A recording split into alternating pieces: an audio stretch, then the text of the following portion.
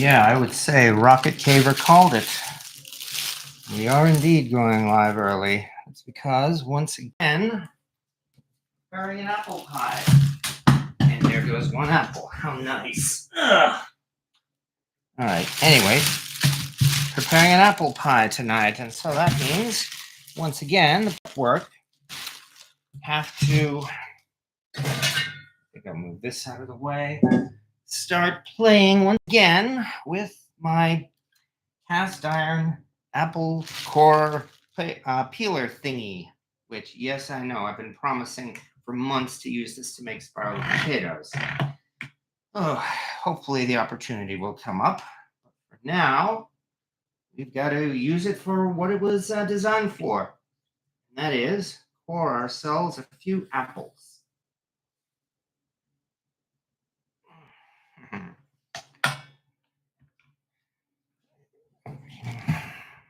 Move this a little closer. That's where that went. Okay, good. All right. Ugh, too awkward.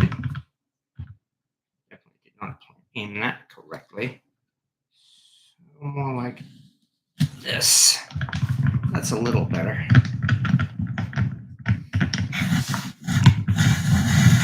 There we go. Good. All right. Besides, this thing is fun to use, but I think I say that every time I use it. And there's one. I believe we need to do, how many do we need to do tonight? I think 7, maybe. We are making a standard sized pie, about 9 inches. Close, okay. 2.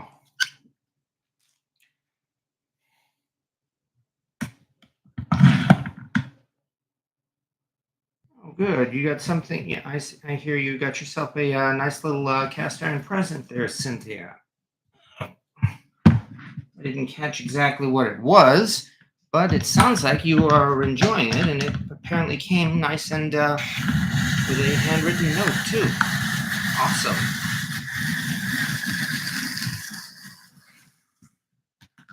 There's 2.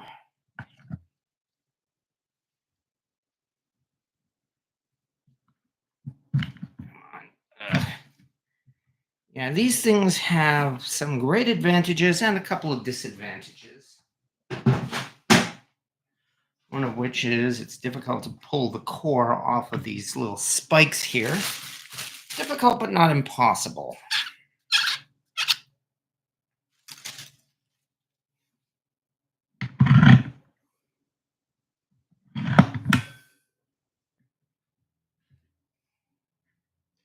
Have to aim it right so that it passes through the actual core as cleanly as possible. When it does, it works pretty darn good.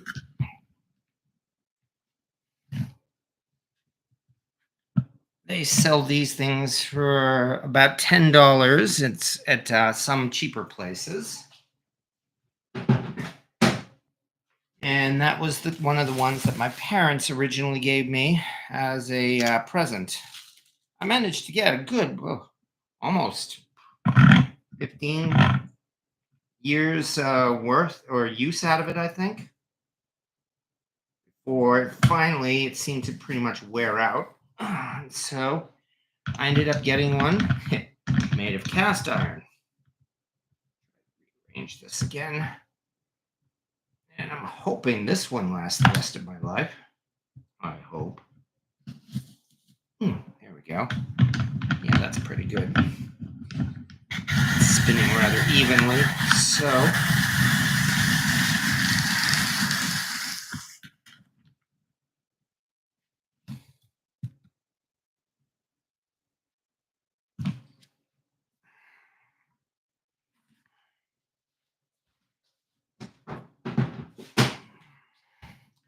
I'll give proper greetings at 8 o'clock. And again, the whole point of this is to kind of get a step ahead. Good evening, Hog Wild Cast Iron Restoration. My backyard squirrels would go crazy with those apple cores. So would I, actually. I love apples.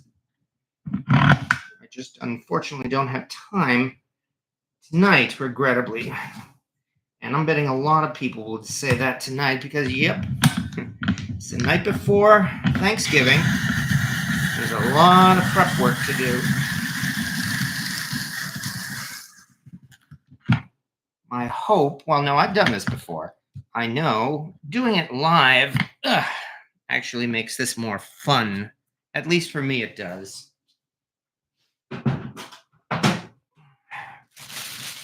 What do we have? We have 5. So we're talking maybe 2 more. Maybe I should go for 8, especially since that's all that's in this bag. Hey, William having trouble on. It's because he's out of town. Well, that's not surprising either. Again, Thanksgiving. And I know they always say, they always exclaim in the news, the busiest travel day of the year. A couple of times I have traveled this day, and yeah, it was pretty tough. I remember one time it actually took me 2 hours to get home from work because I was crawling the entire time. Of course, that was back in an eternity ago, you know, before people worked remotely a lot. Although I'm sure there are still traffic jams on the roads today.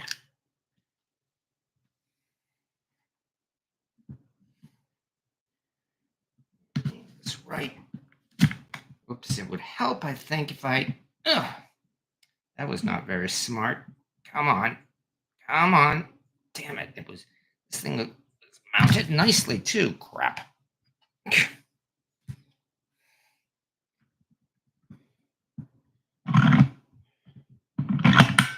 My bad.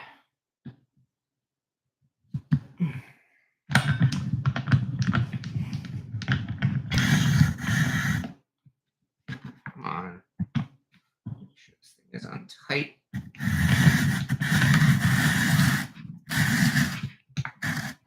Great. All right. We have to try tightening this a little bit more. Okay.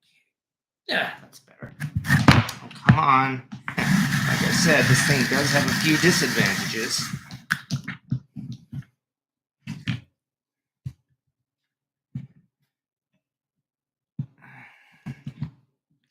And I always worry that I'm going to have like some kind of feedback or something and end up impaling my hand on those spikes. It hasn't happened yet. I think it's some kind of instinct or reflex that's making me think that.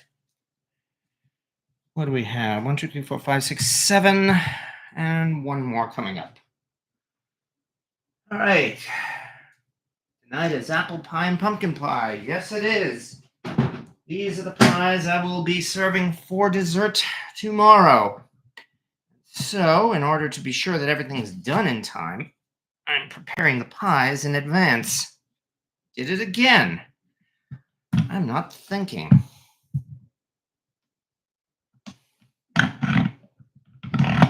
Yeah, because in order to get all these dishes done, I've got something of an agenda, especially since I only have 1 oven.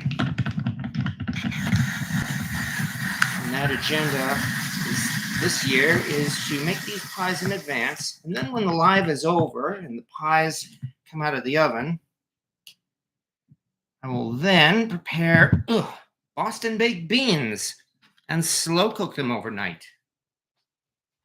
And after that, the turkey will go into the oven tomorrow. Tomorrow morning, that is. Because this is a huge turkey this year.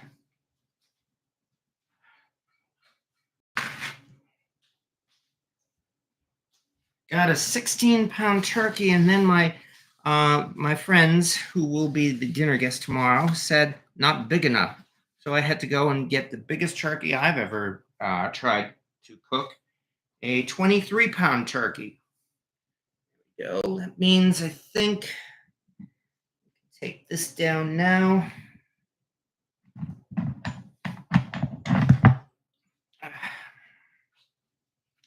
So far, so good. That actually went rather smoothly.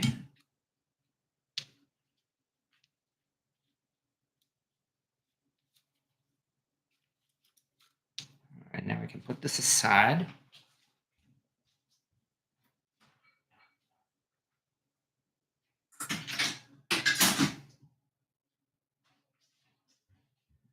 Next up, quickly slice these apples. Start macerating them. No, I did not say a naughty word. I said macerating. Get your mind out of the gutter. That includes me, by the way.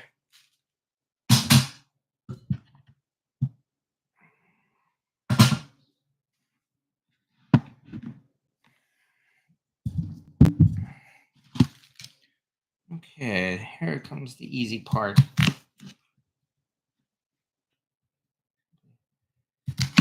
Chop up these apples.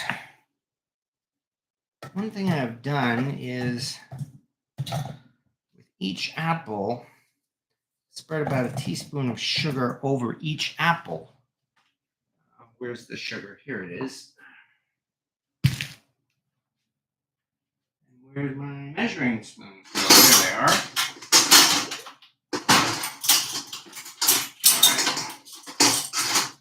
All right. Come on. Oh, what did I do now? There we go.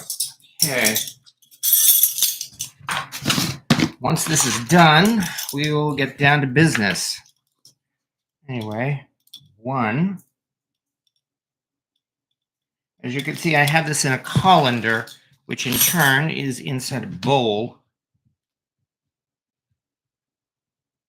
That's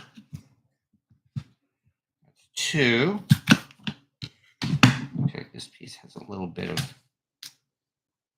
we go. Because, of course, we do want a nice sweet apple pie. Especially since this recipe gives an apple pie that's a little bit different from your typical store-bought apple pie. There is still a little bit of savoriness to it. I like to think it's not as sickly sweet as a store-bought apple pie.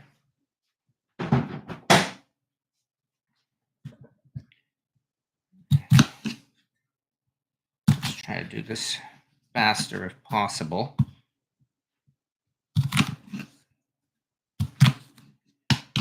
Okay.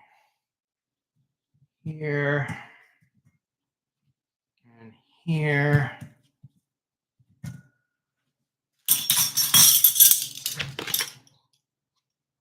As I said, I'm spreading a teaspoon of sugar onto each apple as I put it in there.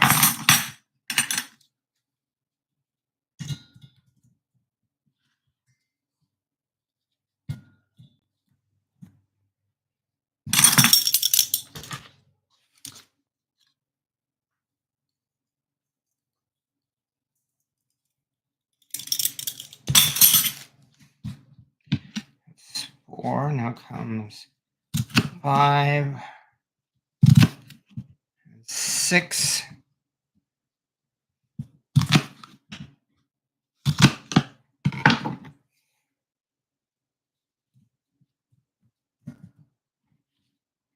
Five.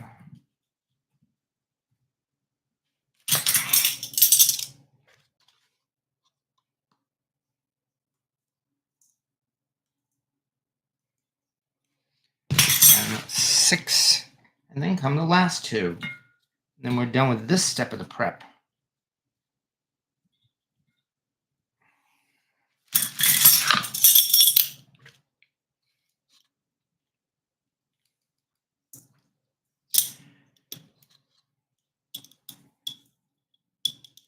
Did I just really do? Oh, well, it hardly matters. Okay, 7 and 8.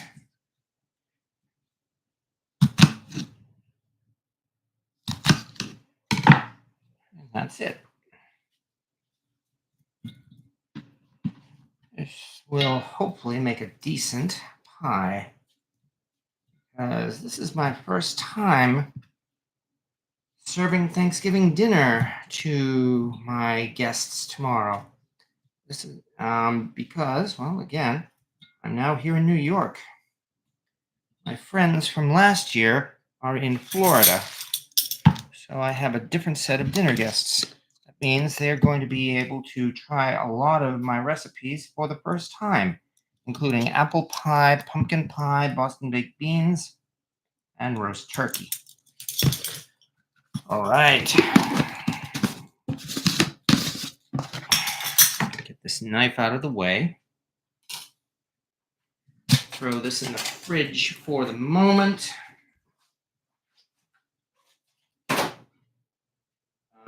No room in the fridge. Okay. No room in the fridge. All right. Just aside carefully. Move this.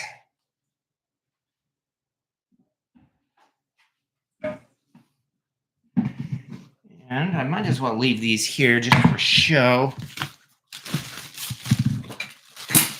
Set these apples aside, and then we are finally ready.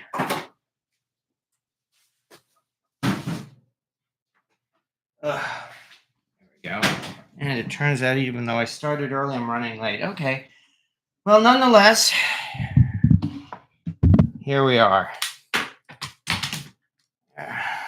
Yeah, that's what I get for having to do this whole thing in one continuous shot. Hi there. Welcome, everybody, to Cast Iron Wednesday. And this is, of course, the Cast Iron Wednesday night before Thanksgiving. At least here in the United States, it is. So welcome, everybody, to my kitchen. Once again, here on this lovely Cast Iron Wednesday night, where it is, again, well, no, I said that night before Thanksgiving. However, as I say every time in my introduction, again, this is Cast Iron Wednesday, because a lot of YouTube cooking channels do a cast iron video on Wednesday. It's a tradition that quite a few channels have been doing now for, well, at least the last decade or so. I've been doing this myself now for somewhat more than 4 years somehow.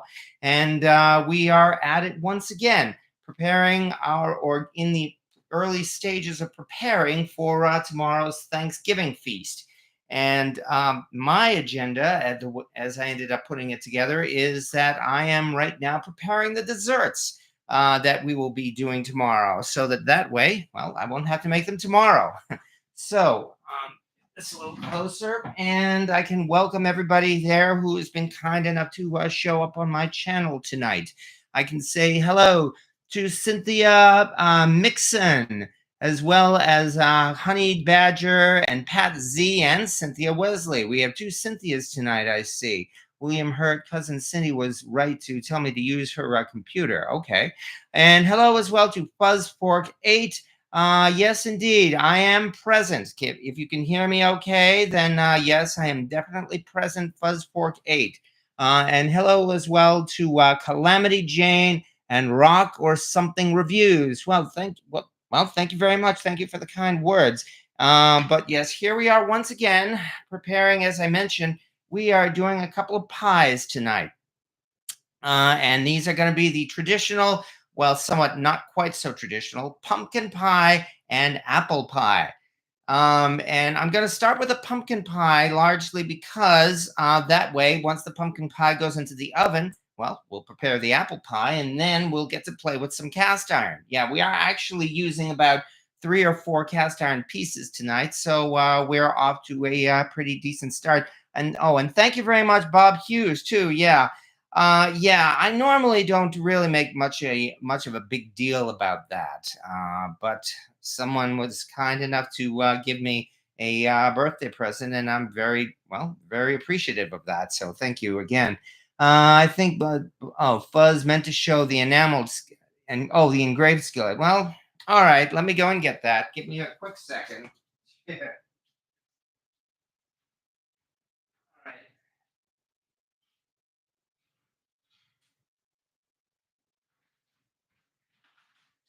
All right, since you folks insisted, then I guess I had better show this to everybody.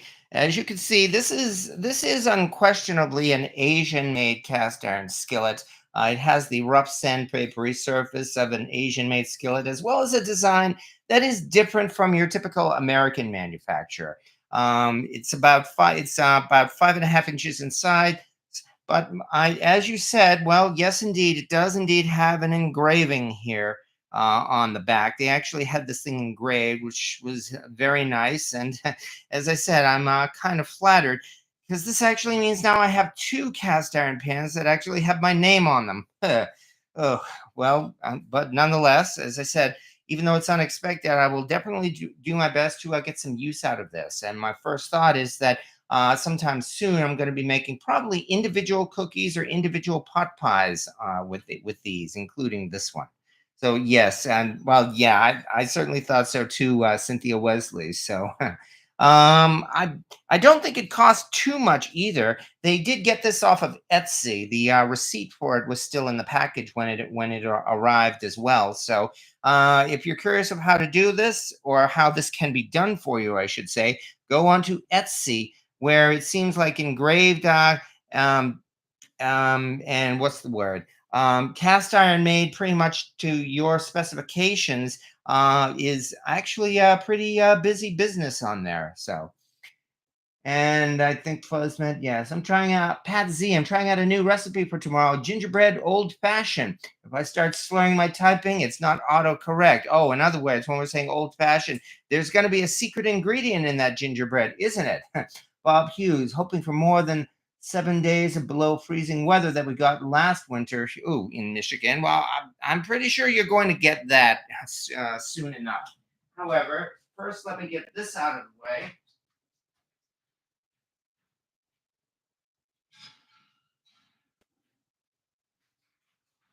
And let's get down to business. I should, of course, as a note to everybody, by the way, that comments are encouraged, and especially questions and answers regarding cast iron. You can answer people's questions here in this YouTube live chat.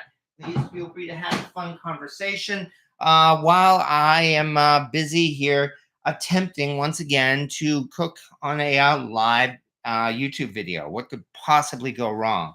Well, for starters, let's get started making ourselves a pumpkin pie, shall we? That means first thing we have to do actually is put the crust together.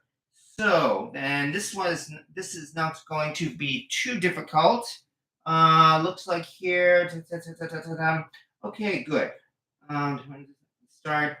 All right. Mix together. Okay, good.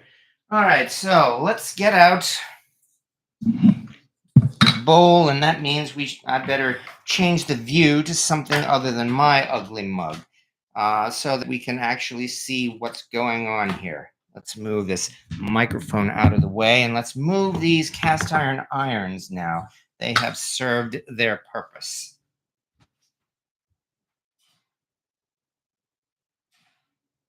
And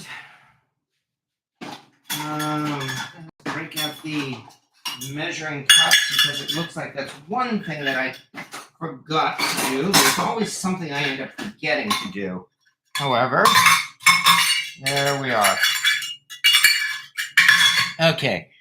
Now, this actually is going to be different from your typical pie crust because, I found something interesting. Even though this is actually pretty common knowledge, it seems like, how in the stores they usually they just sell you one kind of generic pie crust that you can use on every single pie, regardless of the kind of pie it is. You do a pumpkin pie, you do an apple pie, you have the same crust.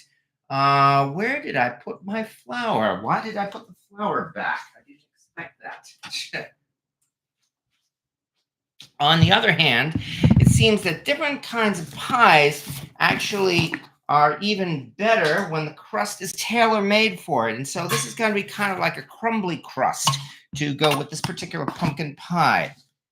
And the recipe is in the link here on the description of this video for pumpkin pie.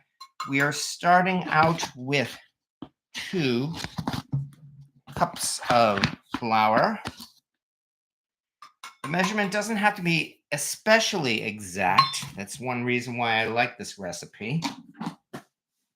And to this, we add 1 tablespoon of baking powder. And it does say a tablespoon.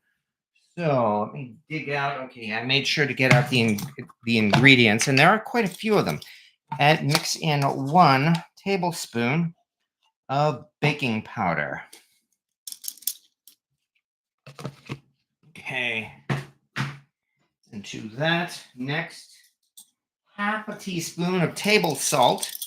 It does specify table salt because that does have a different consistency than kosher salt. So here is the table salt. Come on, there we go. And then to this, here's about 1/3 cup of brown sugar.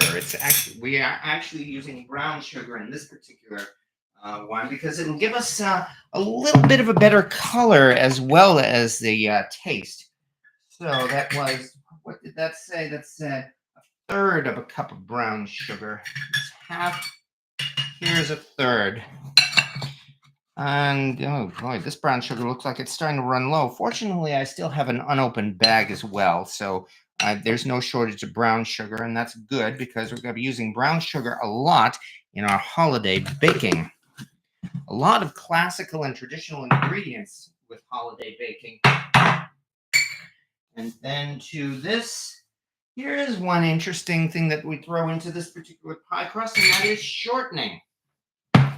And it mentions here 2 tablespoons of shortening. So let's do this. There's 1. Come on. Okay, that means I'm going to have to do it the hard way, aren't I? 1. I know there are tricks for getting sticky stuff out of the measuring cups. I'm not sure what the trick is for shortening. I don't think it's olive oil. And here is 2. The shortening is really to help give the crust the right consistency. I would suppose you could probably use lard or something else as well in this kind of crust. But I'm going with shortening because I think it's probably the most neutral in flavor. All right, we will put that back. Almost done with this crust. Finally, oh, here's something different. We've got 1/3 cup of boiling water, and I did not prepare for that. Okay, so I'm going to have to improvise very quickly and use the microwave. So let me pour 1/3 cup of water into this. Make sure I have the measurements right. A wee bit more.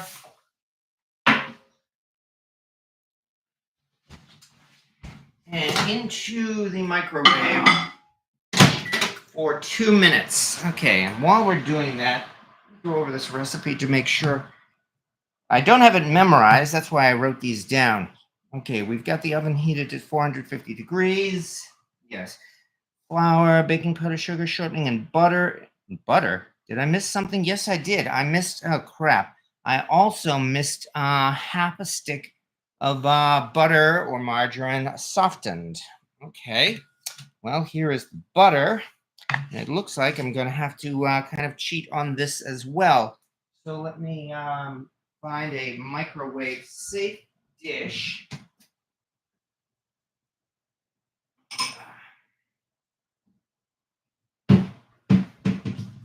This ramekin should do. And let us quickly mentions half a stick. No, actually, I'm wrong. Half a cup. Wait a second. Half a cup is half a cup. Yeah, no, half a cup. That's not right. Why does it say half a cup or 1 stick? I goofed here. Okay. Think I'm going to have to. Okay. Well, if it says half a cup, then I will go with half a stick of margarine. Boy, I actually looks like the recipe is not correct. So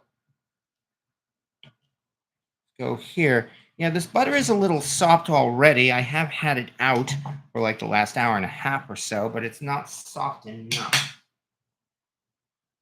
So, do two things.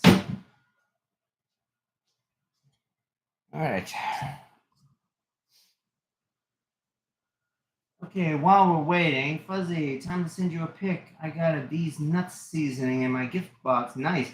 Never use oil for a pie crust, only shortening. Yes, exactly. You are correct about that, Fuzz.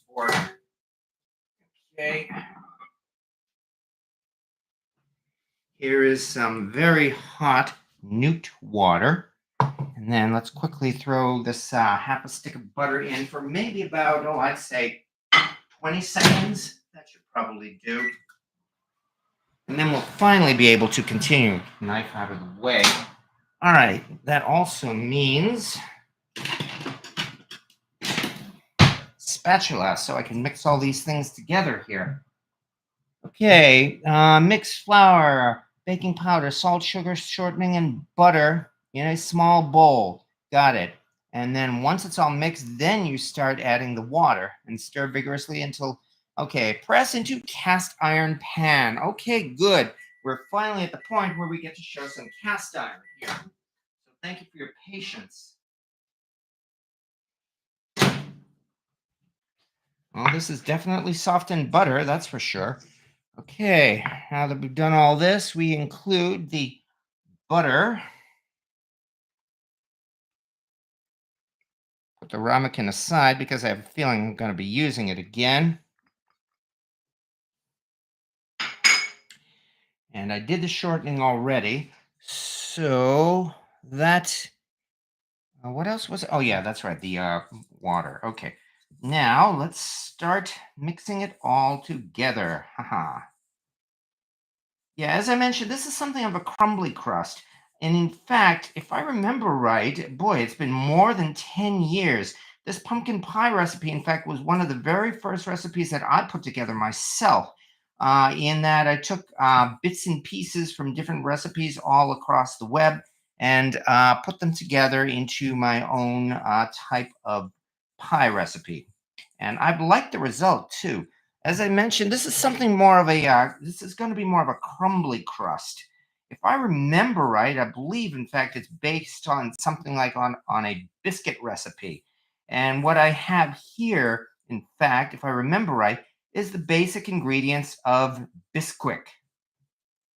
So I suppose you could use Bisquick to make this pie crust if you want to.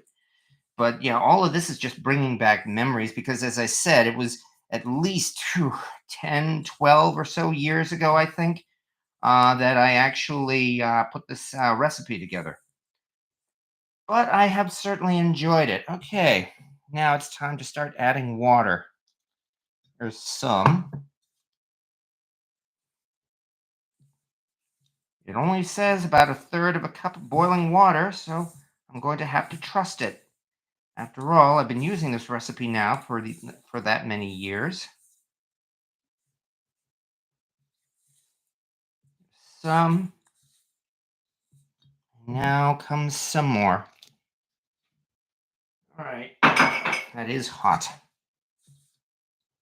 Even though it cooled off a little bit, it's still quite hot.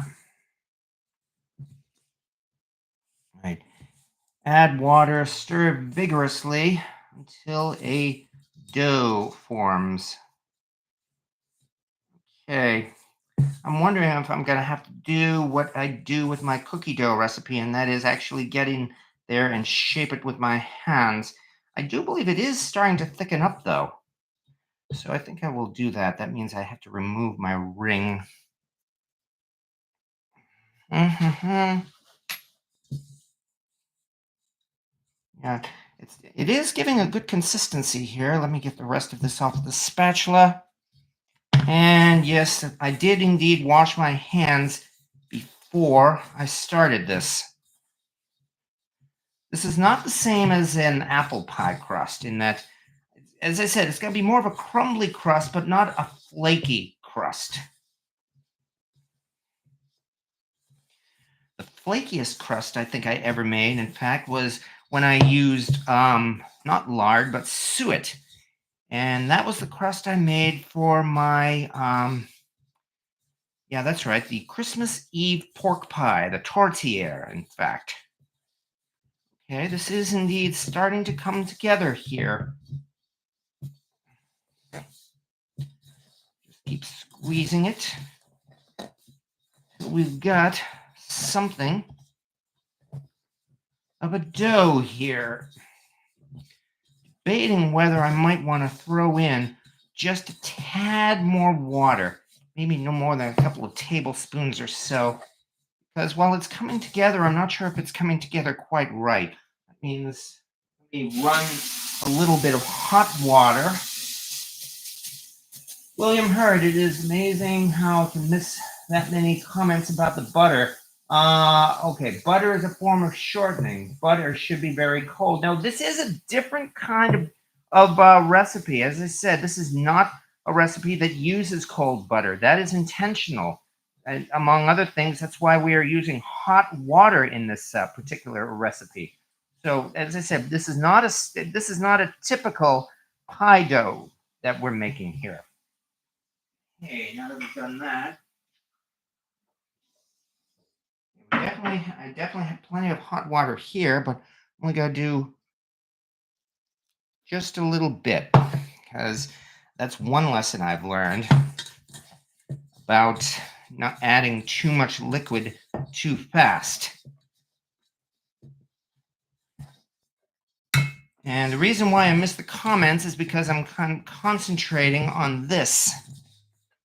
Yeah, actually, this is turning out not bad at all now. We're definitely getting to more of a dough-like consistency here. So I think this is not looking too badly, which means let me clean up my mess very quickly. Move this out of the way at the moment. Move my phone out of the way and the mouse, because it is time at last to see some cast iron. So thank you for waiting, folks. Especially since the one I'm going to be using, the pumpkin pie, is the fancy handled skillet. This is in fact a probably like maybe my third oldest cast iron pan, maybe my second oldest, because it dates to easily the middle of the 19th century. Like we're talking like maybe the 1860s or so. This is one of those fancy handled cast iron skillets, and it has a very prominent gate mark on the bottom, as well as a single pour spout. And I'm more than happy to be able to use this as the basis or the base for the I guess the pie plate, I guess. So let's grease this with shortening.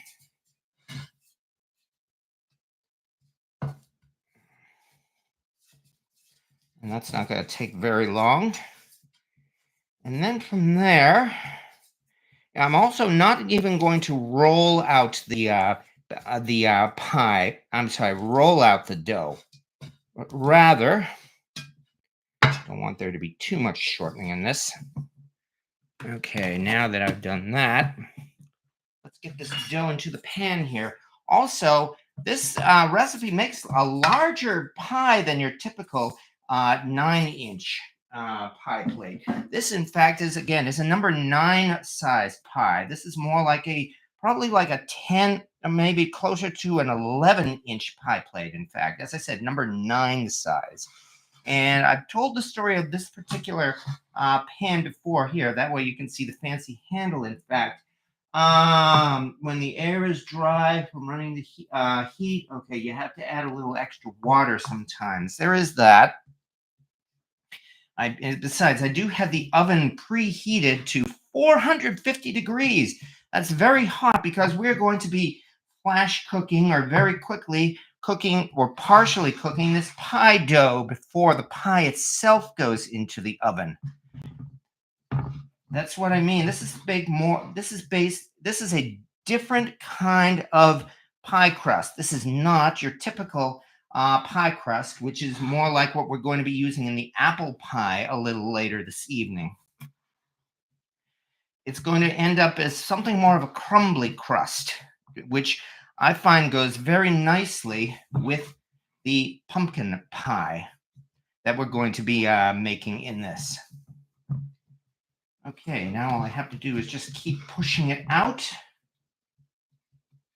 What's more, this is actually going to shrink a little bit as it bakes, this pie crust. Yeah, as I said, I'm going to pre-bake the pie crust, and it is going to shrink just a bit. On the other hand, if there are gaps in here, they should also be filled up. I have actually made this pie quite a few times, and I am definitely looking forward to presenting it to my guests tomorrow at Thanksgiving for them to try for the first time.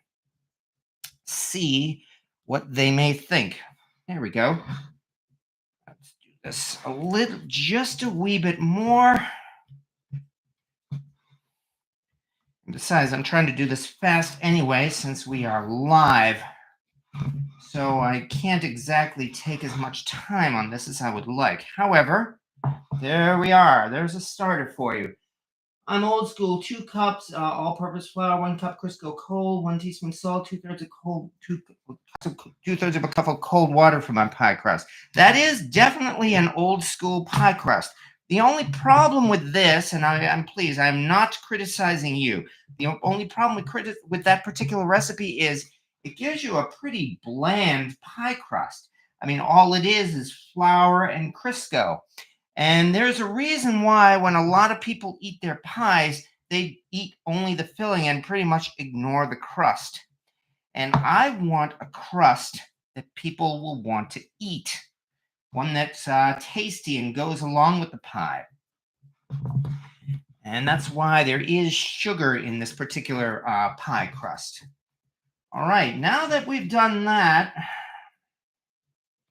it is time now to get this into the oven for about 10 minutes. Let me verify that by taking another look at the recipe.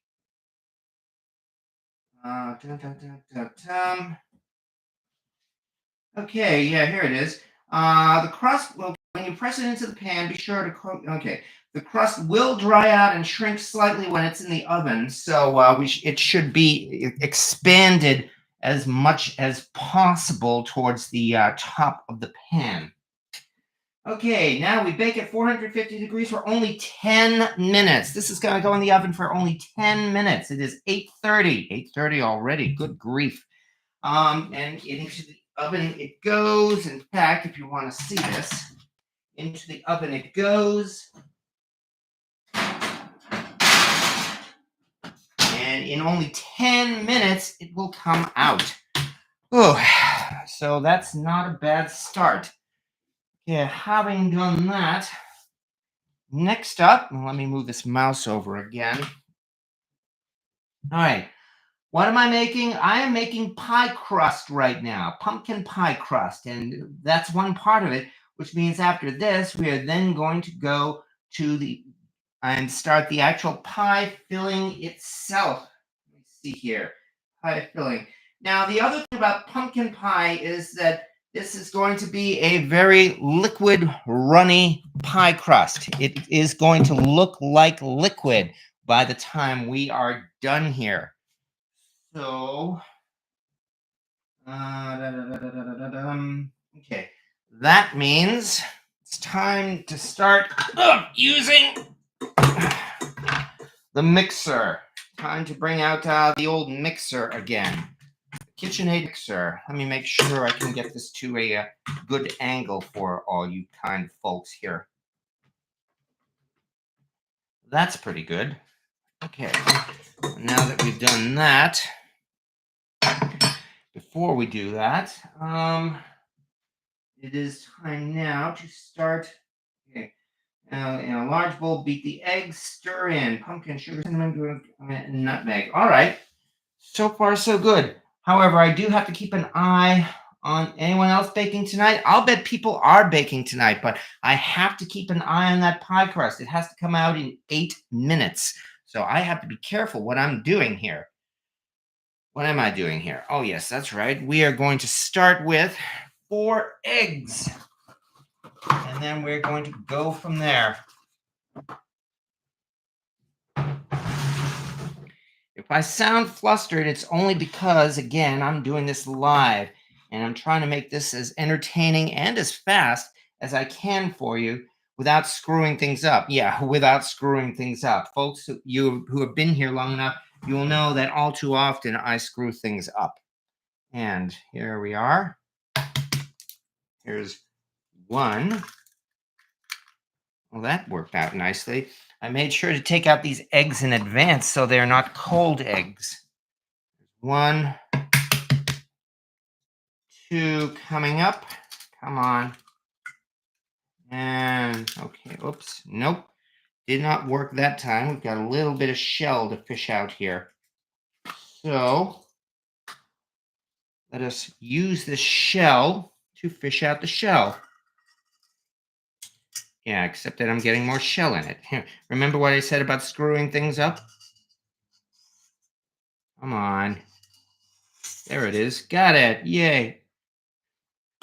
Anyway, that's 2, and we're down to 6 minutes to go. Okay, then we have 3. Try to be a little more dainty with this one. Come on. There we go. 3. Actually, that seemed to work okay. And finally, number 4. I think this one cracked nicely. Yes, it did. Okay. Only 1 mishap. Not bad. Now I've got to rinse my hands one more time.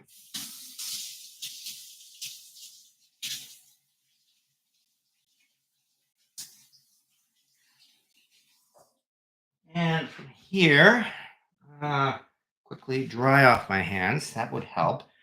Okay. Get out the paddle.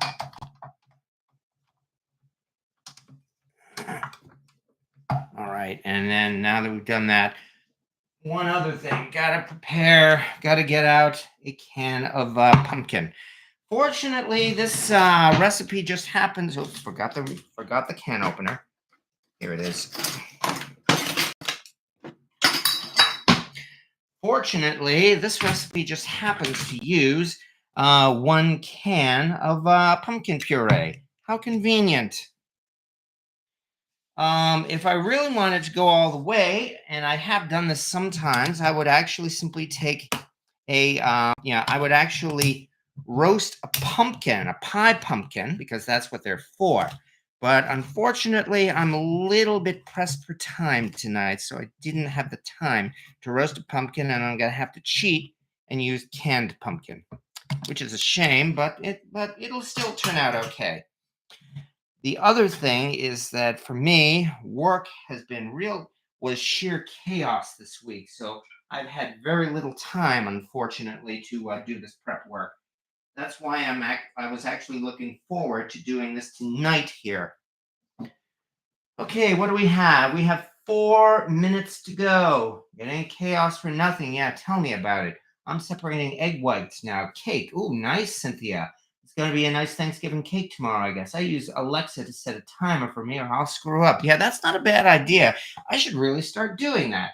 However, right now I'm just keeping an eye on it because we have 4 minutes to go.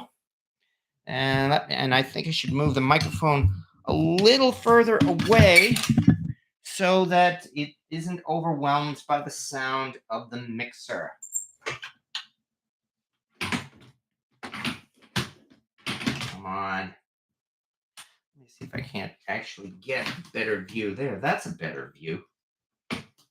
All right. And away we go. 3 minutes to go.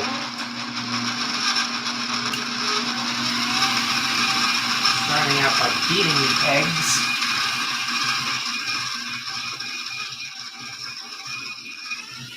Again, I'm just beating the eggs right now. There we go. I don't think I want to make anything really too fancy with these eggs. We start adding the pumpkin puree.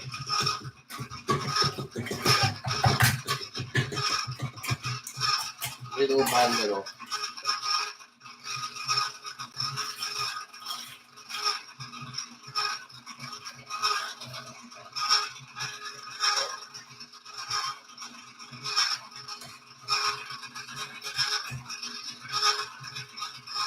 Oh, the important thing about this is use pumpkin puree, whether you use canned or otherwise, not pumpkin pie filling. That's what we're making here. They do sell cans of pumpkin pie filling, and we are not using that here. All right. Again, I'm keeping an eye on that timer. See this. They're actually starting to smell it already. Okay, good. Now from here, in fact, here is where we're going to have to start adding the other ingredients. So I think I will hold up on this until we get the crust out of the oven, and we will continue here. Before the ingredients settle too much. That means I get to, because this is a hot cast iron pan, it will need to rest on a trivet. We're down to 1 minute to go.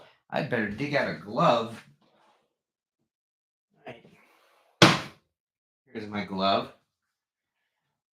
William Hurd, I use a table knife to get the eggshell out. Well, if that works, I'm going to have to consider that, that's for sure.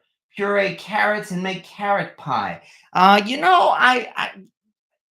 think I've told this story before, but it's been a while about how when I first started this recipe, as I mentioned, I used actual pumpkin puree.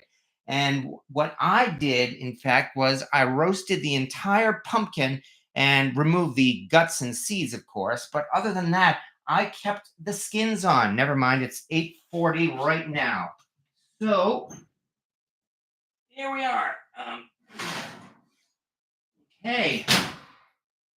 Let me turn the oven temperature down to 425 at this point, because that's going to be the next step in baking this pie.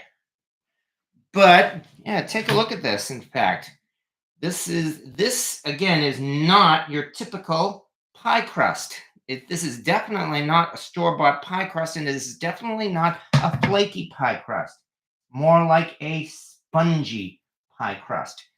And it is not completely baked either, because of course it's going to go back into the oven when when we actually fill it with the pie filling.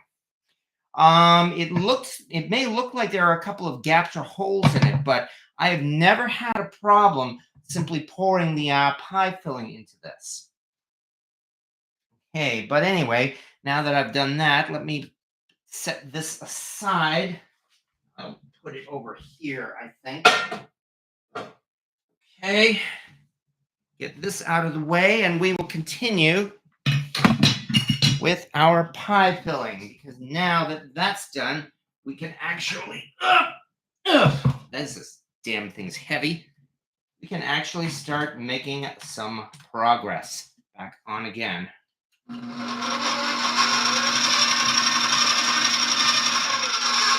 right.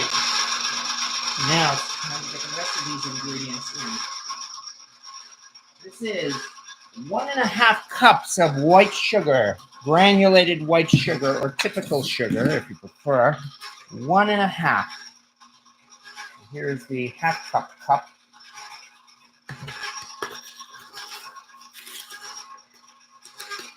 And here's 1.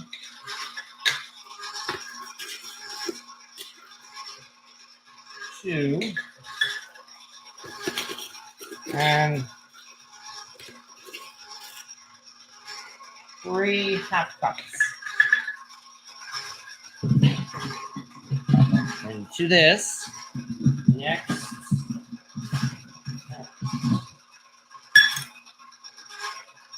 3 half cups, half a teaspoon of salt again. All right, I'd better wipe off this shortening before it gets all over the place. Where did my paper towel go?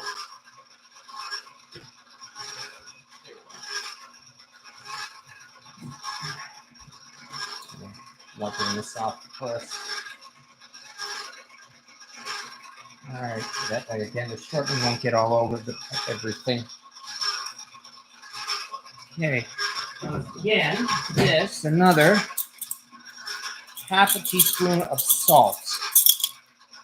There it is.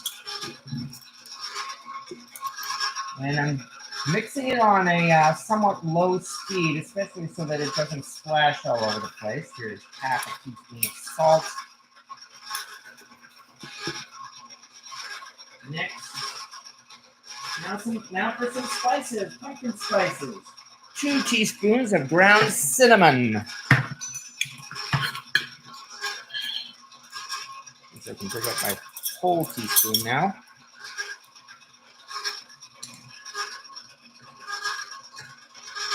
And 1. And 2. 2 teaspoons.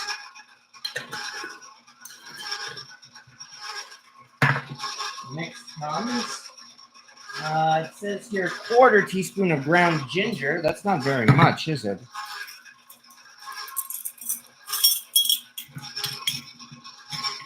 Ugh. Come on. Ugh. There it is. I got a number of these spices, such as this ginger powder, from an India or Middle Eastern store. 1/4 teaspoon of ginger powder.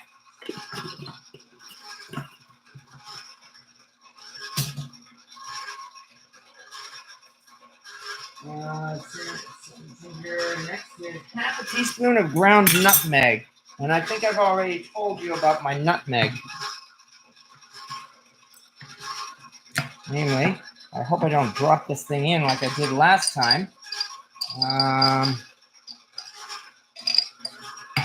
Well, let's start using it and find out. Nutmeg in particular, I have grown to enjoy grating it fresh, as long as I don't drop it. Because freshly grated nutmeg is very intense and much, much better than the stuff that you buy at the store, whether it's the dollar store or the more expensive stuff.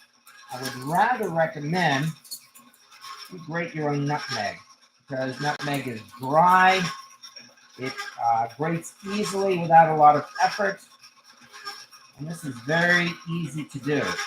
So, as I said, as long as I don't drop it.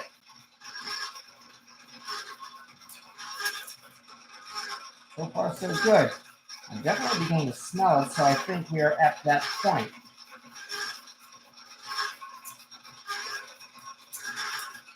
All right. Half a teaspoon of nutmeg. Yay. And I didn't drop it. And that goes.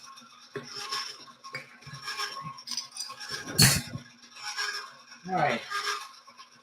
Finally, now we get to do a couple of things, like a cup of heavy cream. So I gotta get this out of the fridge.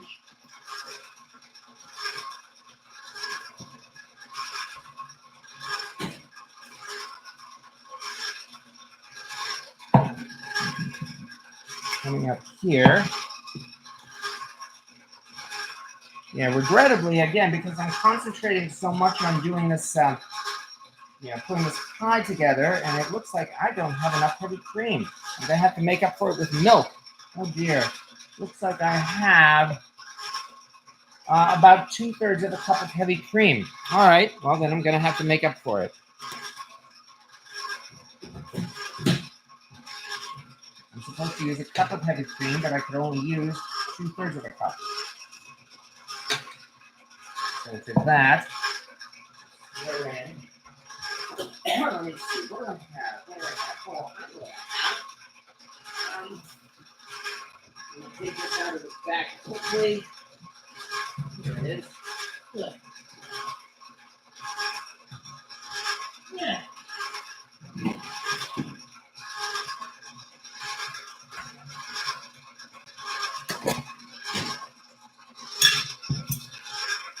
Sour cream. Let's throw in about 1/3 of a cup of sour cream to this. That should work. Maybe that spoon here. Tablespoon, in fact. 1/3 of a cup, I would say, would be about 5 tablespoons. or roughly that and that. There we are. That should make up for it. Yay. I had no choice but to improvise, I'm afraid.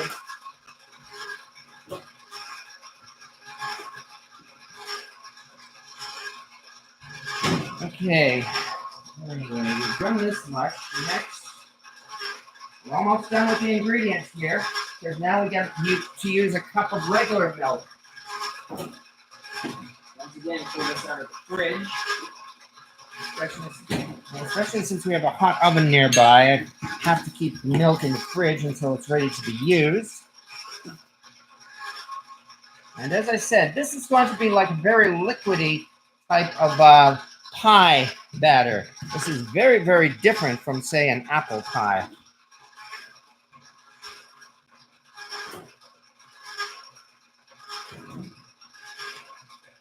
All right.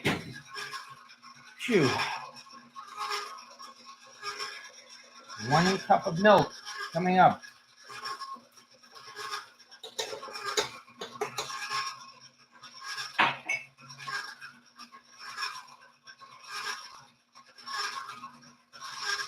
All right, and from there, I think we're just about done. Yes, indeed. In fact, all I have to do now is add a little bit of vanilla extract.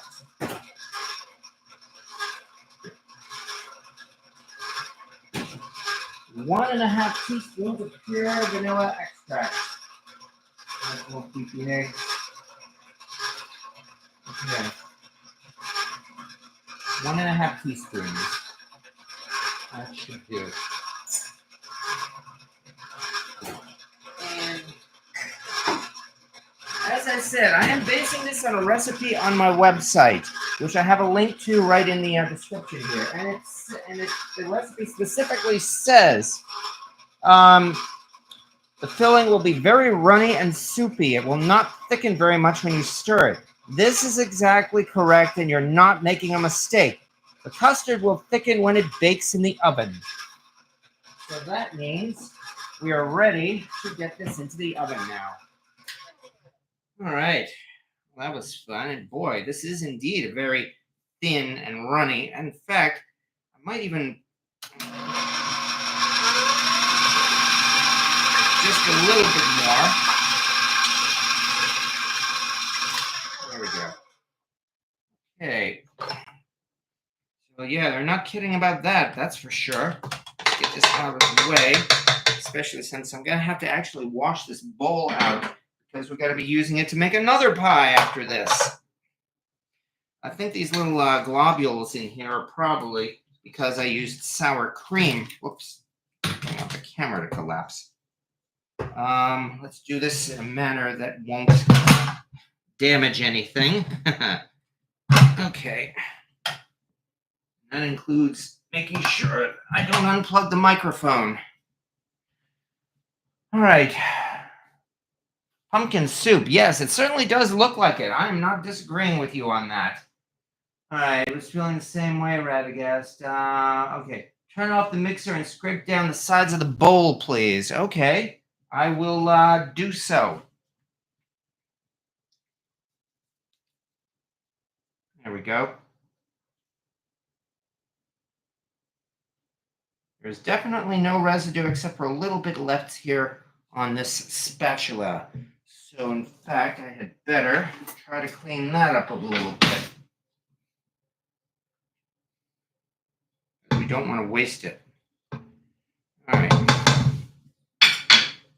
And one more time. So far, so good.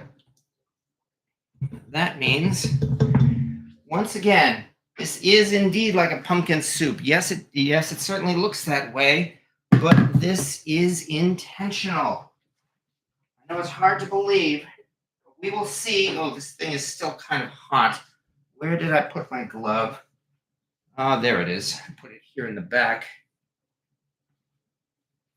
But it's time now to bring out, once again, our fancy handled cast iron pan, because now we get to add the pie filling to this. And then we have to get this into the oven without spilling it all over the place. Chaos, anyone? Hopefully not. Well, let's start off with pie filling. It's going to be an interesting consistency to this, that's for sure. However, there we are. Again, this is intentional. Does not look like there's any real residue here. However, I'm sure you will probably want me to scrape out the bowl, so that is exactly what I will do here. Actually, this smoothed out rather nicely, except for these little bits of sour cream in here. Hopefully they won't burn. But here comes this part, and now for the next part.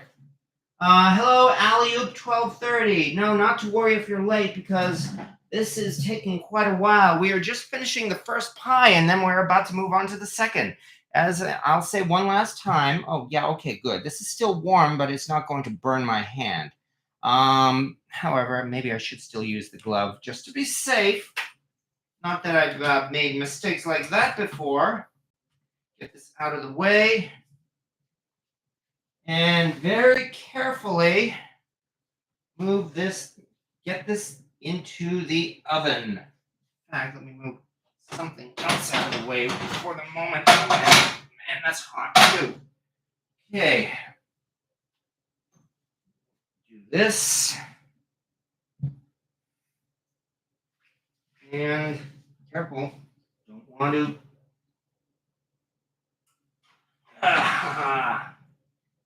There. All right, pie number 1 is in the oven, the pumpkin pie. And this is actually going to be baking for, how long does it say? Okay, we bake this at 425 degrees for 15 minutes, and then lower the temperature to 350 and bake 60 minutes. Fortunately, we'll be able to put the apple pie in the oven as well, even before this one is finished baking. When you remove it from the oven, the pie filling will still be unfinished. It will have a semi-solid texture and will still ripple when you move it. This is correct. Your pie did not fail. So yes, this is going to be, okay, it is, right now it is 8:55 p.m., so I'm going to have to take this out in an hour. With the way this is going, I'm not sure if this live is still going to be going in an hour. Hopefully not, actually. However, we're done at this point, which means, okay, nicest pie pan ever. Well, I certainly hope so, Bob Hughes. Yeah, I am actually glad that I'm having an excuse to use that gate-marked. I think those bits of sour cream will melt in the oven. Hopefully you're right, Radagast. I'm going to find out as well as anyone. As long as they don't burn, though, it should still work, because they should certainly still absorb or emulsify with the spices. So I'm actually not too worried about how this is going to taste. It might look a little odd. It might look like a polka dot pie. Nonetheless, okay, I did scrape the bowl, Calamity Jane. Okay, so I am currently resting for a moment or so, because, yeah, that took some effort to put that pie together, because now it is time for part 2, and that is an apple pie. Oh, and boy, if you thought a lot of effort went into that pie, you know how much effort goes into an apple pie? Even more. However, the way I've been making apple pie these days does involve using not 1 but 2 cast iron pans. Nonetheless, let me switch over to my apple pie recipe and do a little bit of cleaning up, like get rid of the can from the pumpkin puree. Switch over on my phone to apple pie, because the first thing we need to do is prepare the dough. Yeah, that's the thing. I did not even prepare the pie dough. So I'm going to have to very quickly, let me see, rather than just simply stare at the oven, I'm going to have to very quickly get this out of the way. wash out this mixing bowl because we're going to be giving it some use. So let's do this as quickly as we can. Get this mess off of the sink.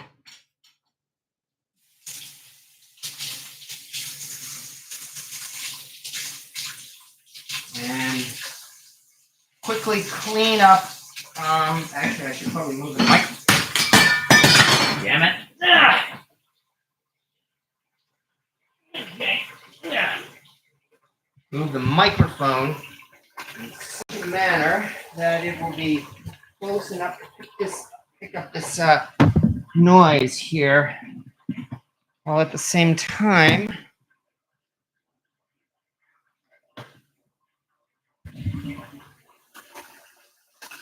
okay, all right, here we go. Let's not waste any more time. Don't want to waste time. Come on. All right, good enough.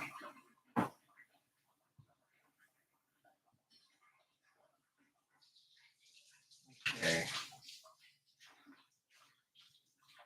Where's the paddle for the mixer? Spatula.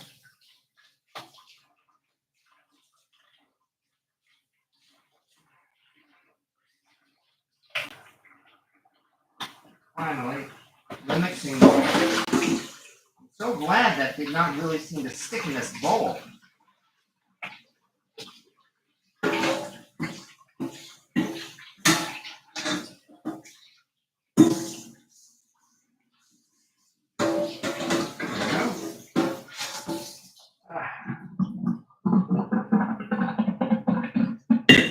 That wasn't especially hard to clean up, which means I had just better. Where did I put that rag? Rag. All right. There's one. Okay. This is New York, not Michigan, so I'm afraid I can't do the Michigan rag. You know, everybody does the Michigan rag. Everybody likes the Michigan rag.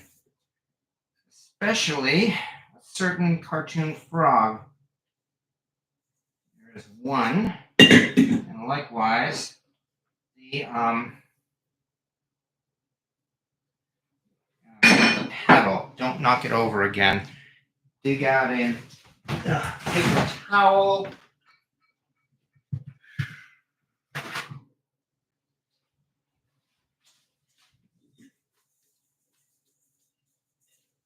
There we go. This should be good enough because we need to prepare another pie crust. And I do believe we can do this. I think this should be dry enough for us to prepare the second pie crust. All right, so move this over. All right. Watch 24/7 live is canceled. What? Hold on. I cooked my apples. Message retracted. Plus 4K. Be careful with that mixing powder. I dropped it off. Yeah, I chipped the white coating off of hers. Oh yes, I know that feeling all too well. As you can see here on the side where it looks like it did in fact chip, but fortunately the paddle itself has not. Okay. This back in the sink, and now at last, time for part 2. And then we'll go on to part 3. How clever. Part 2 will be apple pie dough. Preparing the apples, we've already done that, so now it's time to prepare the crust. And that means it's time to start measuring out ingredients once again. Yay.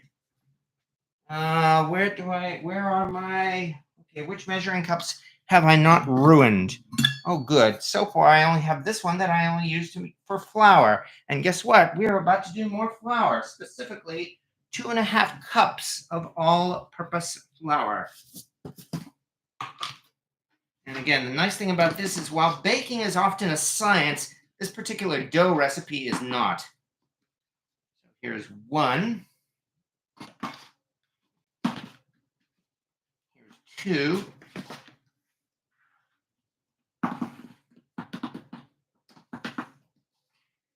2 cups. And now we do about half a cup of flour. Roughly about this much. There we go, 2.5 cups. Now let's cover this flour before it spills all over the place. You don't think that hasn't happened? Okay. Step 1. Step 2. 1 tablespoon or 3 teaspoons, once again, of baking powder.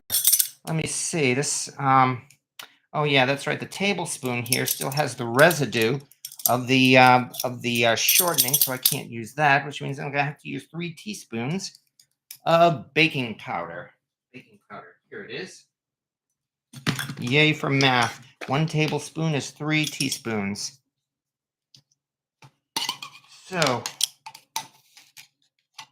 1, 2, and 3. How nice. I'm debating whether or not I might actually throw a separate live at like about 11 o'clock at night tonight.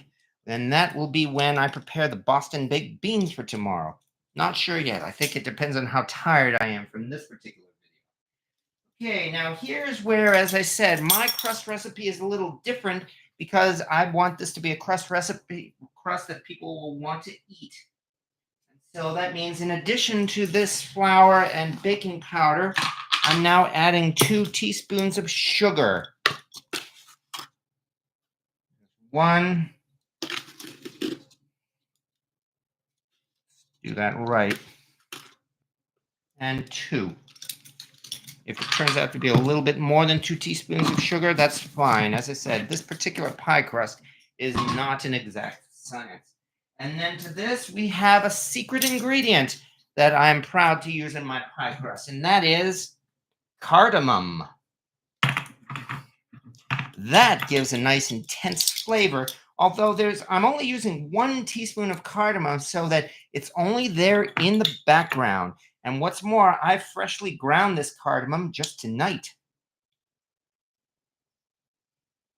So there will definitely be something of that in the crust, but not enough to overwhelm the pie. Yikes. Yeah, try not to spill the cardamom, shall I? Okay. All right. Then to that, we are now doing, as usual, half a teaspoon of salt. That's like half a teaspoon of salt or a quarter teaspoon of salt seems to be a standard for every single recipe, at least baking recipe. Whoops. Did I overdo it? Yeah. I think I overdid it a little bit. Gotta be careful. Half a teaspoon, not a whole teaspoon of salt. That was my bad. Fortunately, I caught that. Huh. Okay, then to that, now comes the part where you talked about before, the cold butter. We are using cold butter in this time, which means now that we've done that, it's time to start mixing. So, time to get out the mixer again. Let's move this here away so I don't drop that. Once again, the mixer comes, and I better wipe off the top here. All right. So far, so good. Here are our ingredients. Get rid of this microphone cord. This, last time, quickly a little bit more drying off of the paddle.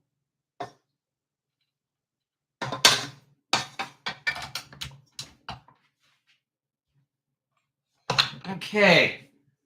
All right. Honestly, if I do a pumpkin pie, I bake it in a glass pie pan. For me, it's easier to let it set up or chill. Well, there is that. I won't deny that. Sure, government cheese. Oh, you're talking about government cheese. That's interesting. They did away with protecting the population back in the mid-70s. Oh, it sounds like we've got an interesting conversation. I'm kind of sad that I'm missing it. However, this pie comes first. I mean, that's kind of like the whole point. So let us start with the mixing. Get these dry ingredients mixed together.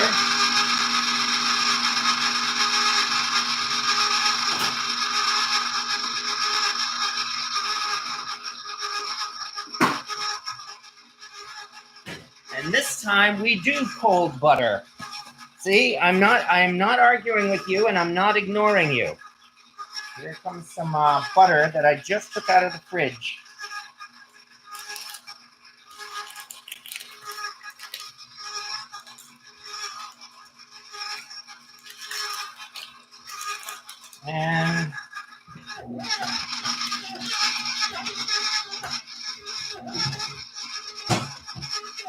And that's why I'm using an electric mixer. Yeah.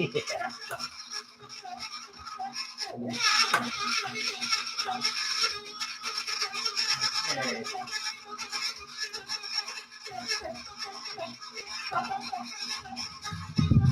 Maybe I should get the microphone a little further away so that the sound of the mixer does not overwhelm it. And then after this, once we've mixed in the butter, here comes the other secret ingredient that I use in my pie crust, especially my apple pie crust. Ooze.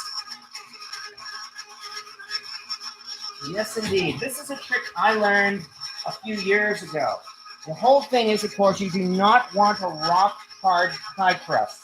And that means you do not want your pie crust to form gluten.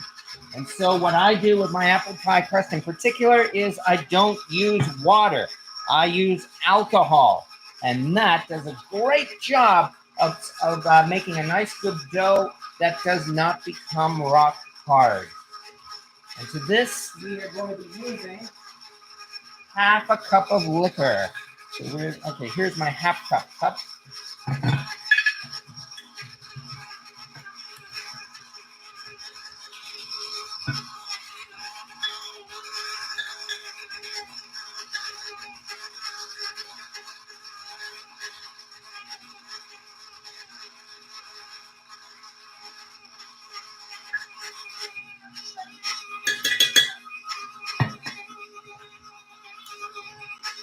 And there we are. Now I can put this liquor aside.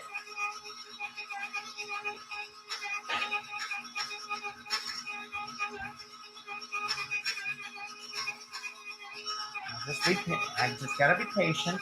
I've done this enough times that I know this is going to turn into a decent dough.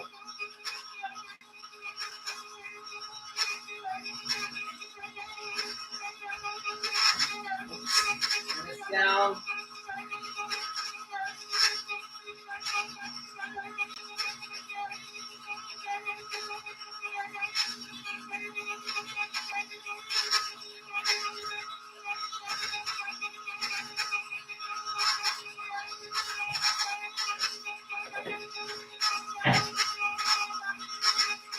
Okay. Also, I had to remember to turn the oven temperature down. Yeah, the oven temperature was at 425 degrees. I'm supposed to bake that for 15 minutes and then lower the oven temperature to 350 degrees. All right. You should be able to. I've done this before. This thing definitely should turn into a decent dough here.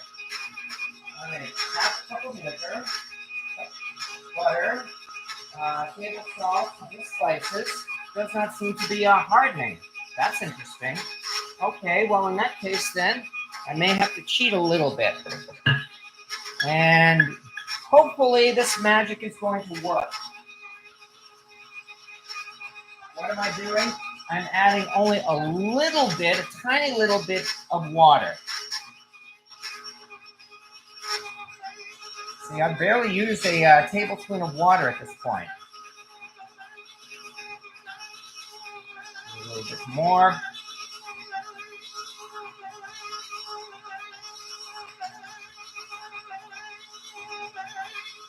All right. Now I've gotten it up to about a quarter cup of water. And hey, I think that's working. There we go. Much better, much better. While we're doing that, I'm going to break off the wax.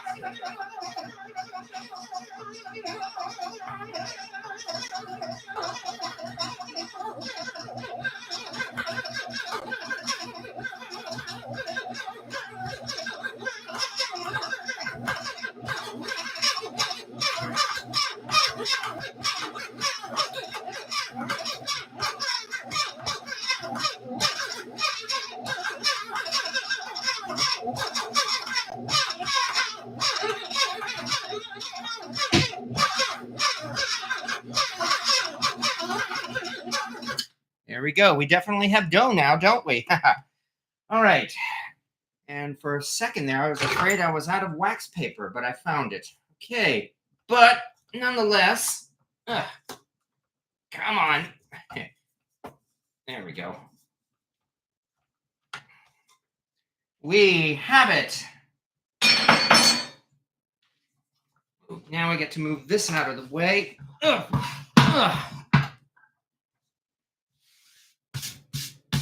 Because here is our pie crust. And this will be enough for both of the, as you can see, this actually turned into a very nice bit of dough here too. So far, so good. Oh, thank goodness. All right. What's more, we're going to be using this thing right away too.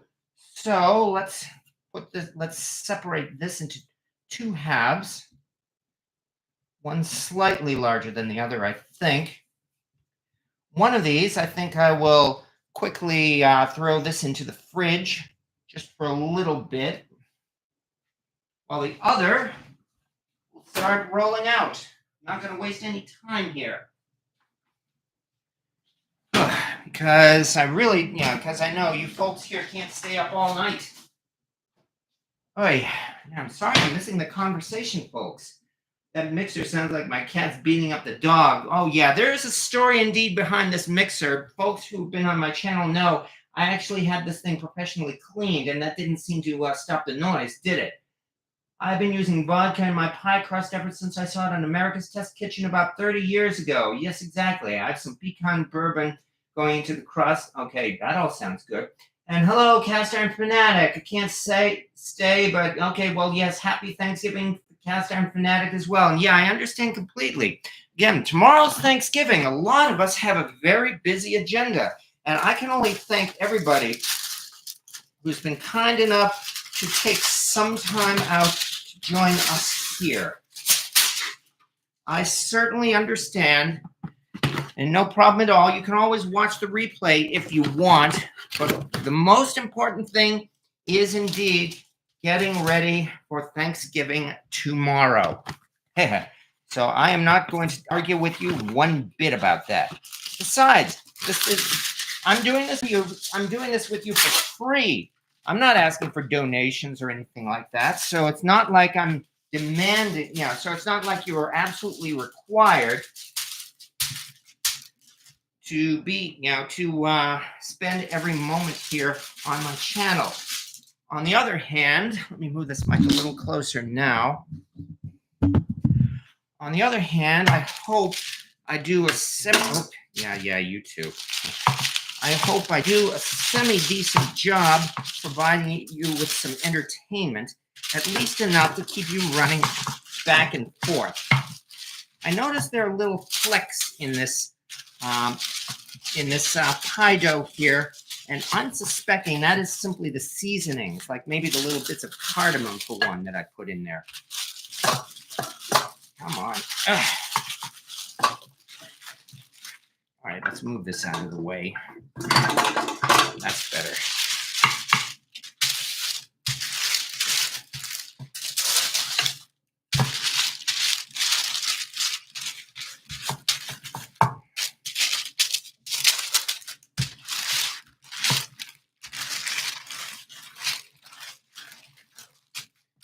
This is a trick, by the way, I learned from Alton Brown years ago. Namely, using 2 sheets of wax paper to roll out the dough.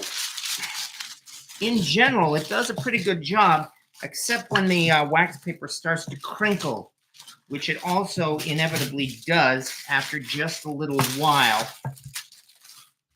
At which point then you have to turn it over and start rolling the other side.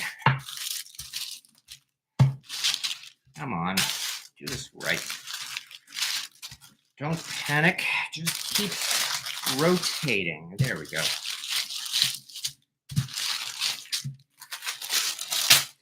Yeah, like I said, when this thing just crinkles up like that, It'll work.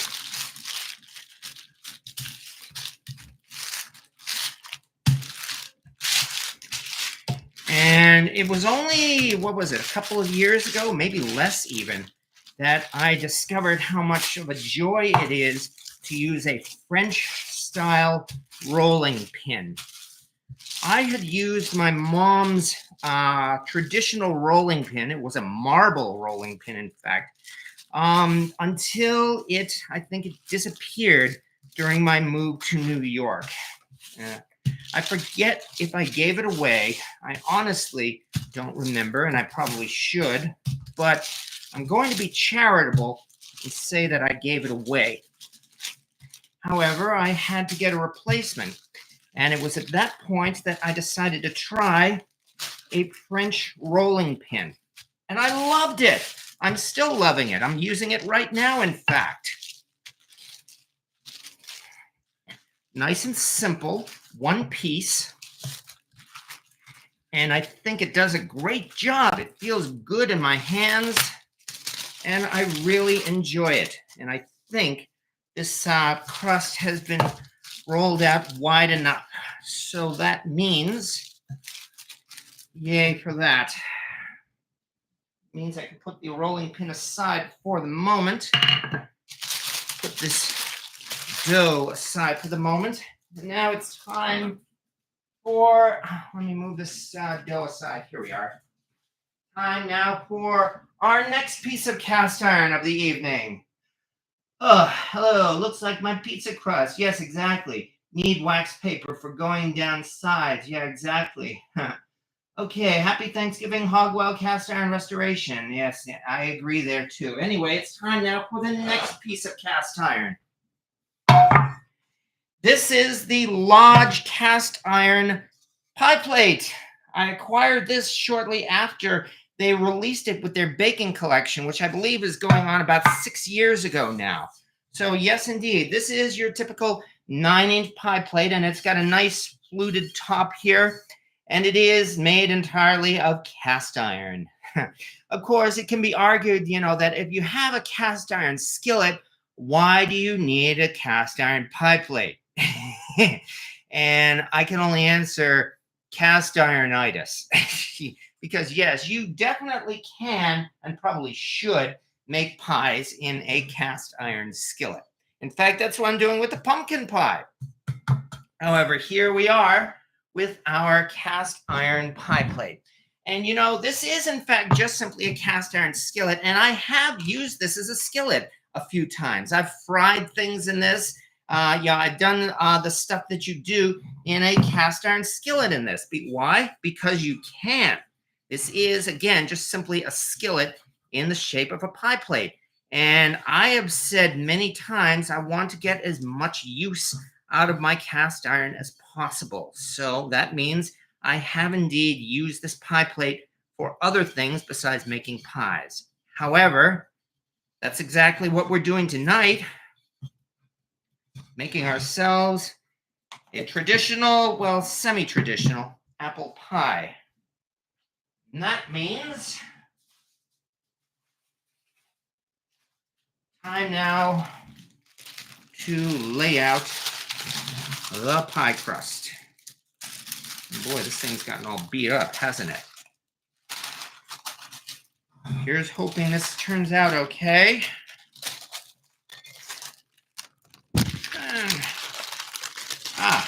Hey, that actually turned out nice.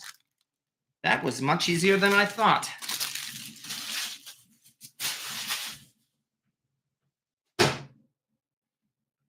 Not bad at all. Yeah, because we all know what happens when there are gaps here. We fix them. Simply tear off a piece here. And a piece there. Because it's all good.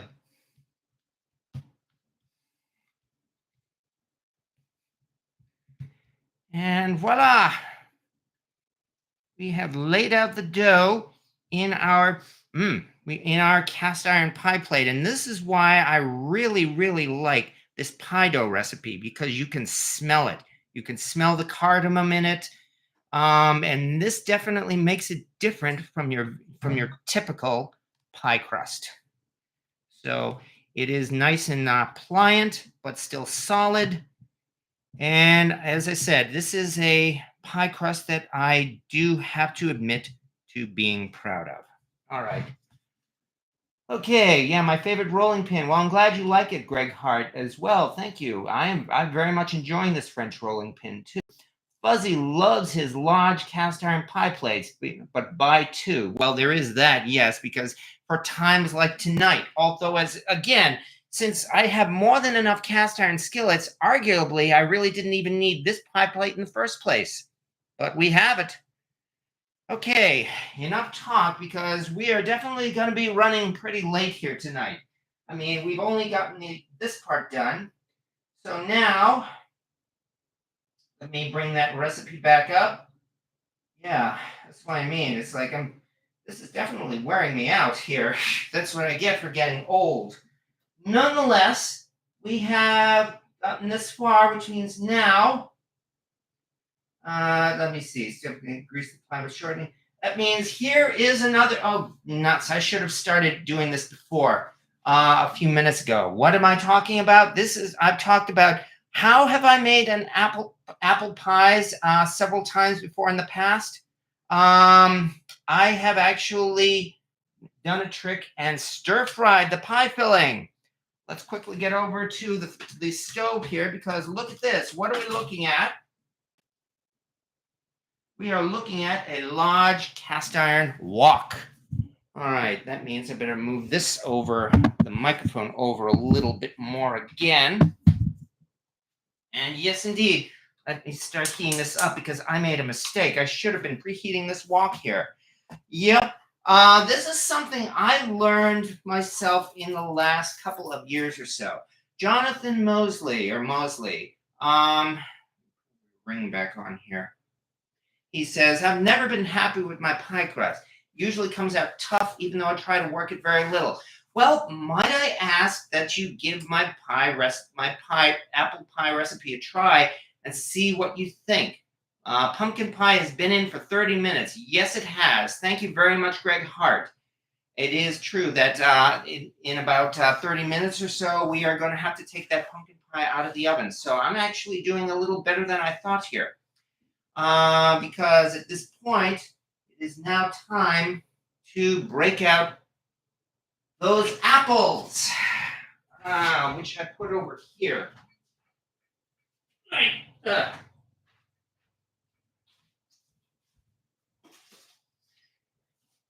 Okay, so far so good.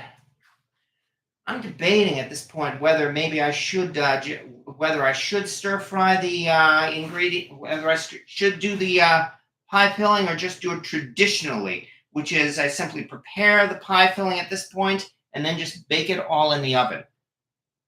Maybe I might do it that way. Now, actually, no, I don't think so because my only mistake right now is that I didn't preheat this wok, so we'll wait a couple of minutes because I got some very good results by doing this. As I mentioned, lately I've started stir-frying my apple pie filling, and it's given good results in two ways. You know, when you prepare a traditional apple pie filling, there are two problems to avoid. Number one is that there are gaps in the pie. You know, the pie filling shrinks as it bakes, and a lot of times you end up with these big empty gaps inside the pie crust. Stir frying the pie filling in advance takes care of that because it shrinks before you put it into the pie filling.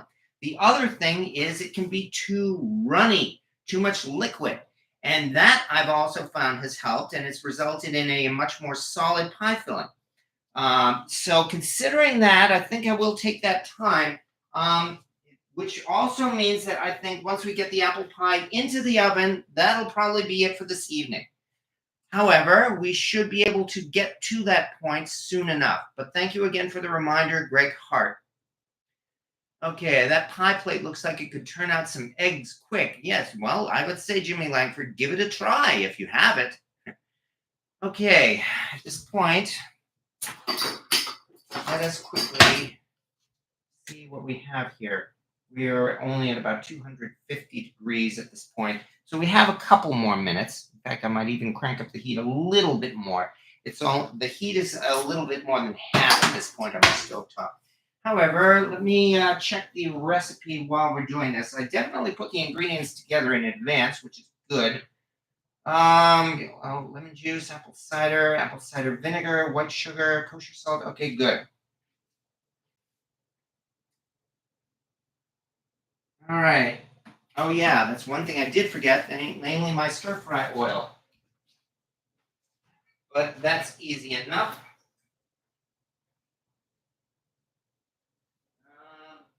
Here it is. Here's one. Just a little bit of corn oil. Okay. While we're waiting here at this point, let me scroll back through those comments and see what I've been missing here since I saw you. Folks are having an interesting conversation. Radagast, I don't have a cast iron wok, so I use a number 10 skillet. Well, that would work just fine. I think a wok actually works better, but a skillet works just fine, and I would have no complaints about using that. Try using parchment paper to roll out the pie crust. You know, I should do that too, Radagast. You may have a point there. Going further back, Jimmy Langford, I like my crust plain so you can taste the filling. That's just me. It's always good to see other methods that you might try. Thank you for the comment there, Jimmy Langford as well. The cheese was killer. We would deliver it in high school. Oh yeah, you're still talking about government cheese. That's right. That's what we were talking about earlier. I agree. It's always better to cook the apple pie filling. Okay. I use number 6 skillets for apple pies. I agree there. A number 6 skillet is just about that right size. It's about 9 inches in size. Larger than a number 5, but smaller than a number 8. So yeah, a number 6, if you manage to find one, you've got yourself a cast iron pie plate right there. All right. At this point, much better. We have hit the 350 degree mark. And since we're not searing meat, but we're searing rather apples, that should be just fine. So let's do just a little bit of oil. We don't need to use a lot. And, okay. I know folks complain, some folks don't like my metal spatula, so I've got a wooden wok spatula here at this time, which will make for somewhat less noisy stir frying. Okay, there we go.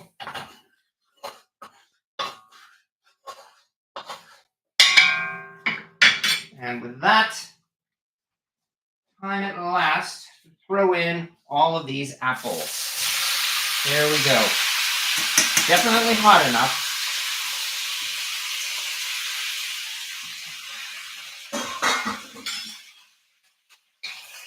Gotta be careful that the sugar doesn't burn. I don't think actually that should be too much of a problem.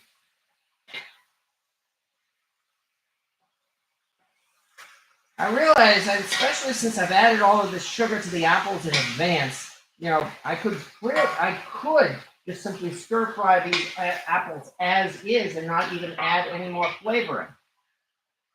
But when I cobbled together my apple recipe, get it, cobble, apple pie recipe, I did indeed put some additional ingredients in, largely to help bring out the taste of the apples, as well as to help cook the crust too. So now that we've done this, let's start adding in some other things. And we start with 2 teaspoons of lemon juice. Here's the thing, as you can see, I'm actually going to kind of eyeball this. Not much, but just a little bit. There and there. Okay? Because that's not a lot of lemon juice.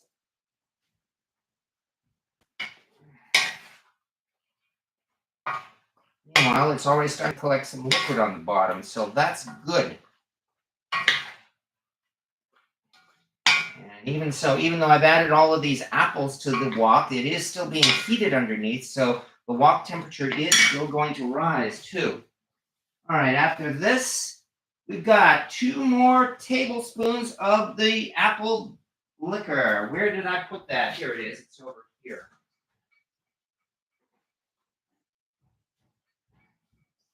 So to this, we throw in just a little bit more booze.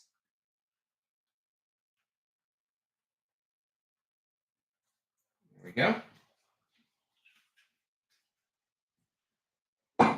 Next, also a tablespoon of apple cider vinegar. And the vinegar is intentional. The idea of the vinegar is so that it will react with the baking powder in the pie crust.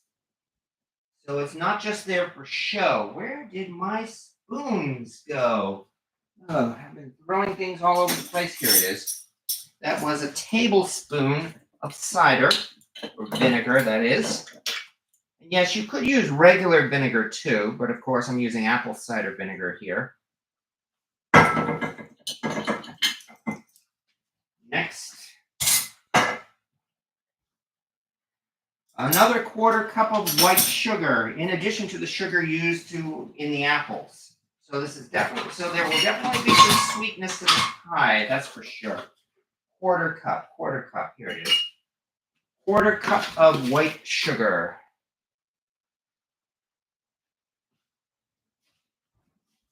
Next, the 1/4 cup of brown sugar. Here we are. Careful. Don't want to drop that. That would not be good. Where did I just put that 1/4 cup? Here it is. Okay. Looks like I've got just enough here. 1/4 cup of brown sugar. I another call tonight. Hang this up. What is going on now? Okay, I can't do that. Okay. 1/4 cup of brown sugar. What else? Where was I?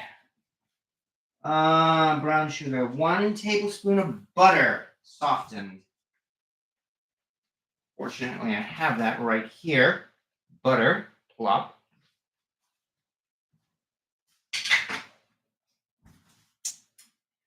2 tablespoons of cornstarch. This is important because, as I mentioned already, we don't want this to be too runny. So cornstarch will help to thin it out. In fact, maybe I should start stirring these around right now at this point. Mix everything together.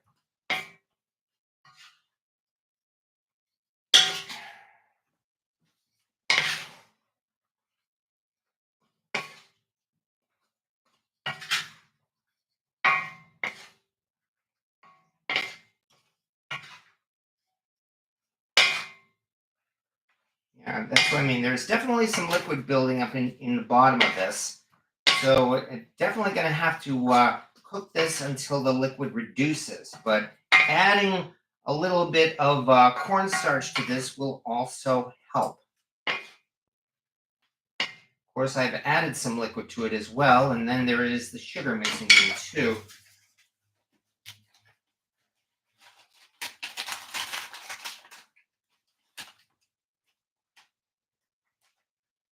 There we go. That's probably maybe a wee bit more, but not much more.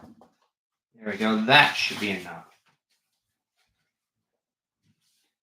Finally, after all this, well, we got more cinnamon and nutmeg. So this is a teaspoon of ground cinnamon. Here I feel I might as well eyeball it, as long as I don't go overboard. That's probably enough. And more nutmeg. Yay! Dig out that nutmeg once again.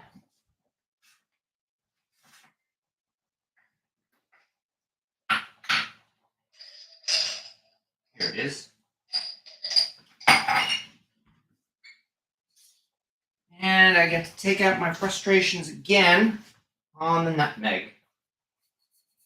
This is not going to take long. And that is about it for these for the pie filling ingredients, which means it's only going to be a matter of stir frying all of this together until it gets nice and soft and thickened. And then we will put it on the second layer of the pie crust, and then into the oven it will go. So we're actually doing pretty good here, thank goodness. That means I'm going to have 2 pies tomorrow. Yay. Thank you very much for watching as we've been doing this. All right. This pretty much means that all of the prep work is done, because the other dough is in the fridge right now. So all we have to do is, again, cook these apples until they are softened, which should not take long. Put it in the pie shell, cover it, and bake it in the oven. And yes, I've not forgotten as well, we've got about 15 minutes left until the pumpkin pie comes out. I think I'm not going to go live for the Boston baked beans for another reason. I've got a big mess to clean up here too. So yeah, once this is all done, I still have more work to do. But I'm hardly the only one, because again, tomorrow is Thanksgiving. Oh, by the way, look at this. If you look carefully, let me do this again. Already, this pie filling is starting to thicken. We are not seeing a lot of liquid at the bottom of the pan. So this is actually almost done already. This did not take long at all. Yeah. Okay, yeah, I'm glad I did decide to do this. I was considering not doing it, but I'm liking the results, and this is why I started doing this. Because what this means is, all we really have to do is bake it in the oven until the crust itself is cooked and nice and brown. There's less of a chance of burning the crust too. You know how there's always a risk of burning your crust when you cook an apple pie in the traditional manner. But look at this already. This did not take long at all. I do feel we may very well be already at the point where it's time to put this into the pie crust. So we are actually making better time than I thought, all things considered. All right. Certainly. Oh, I started pre-cooking my apples. Okay, after you saw it here. Well, thank you very much, Radagast, and I hope you liked it. I certainly have, and that's why I have incorporated this into the recipe. All right. Brian Gilcrease, if not pre-cooked, you would need to pile it on high and stretch the crust over it, and the crust may not stretch. There is that too. So, yeah. My apple pie went in 15 minutes ago. Now it's time to watch. Well, congratulations, Calamity Jane. You are making better progress than I am. Although I am making progress, we are, in fact, at the point where we're almost done. Thank goodness. And that means I better turn off this heat at this point.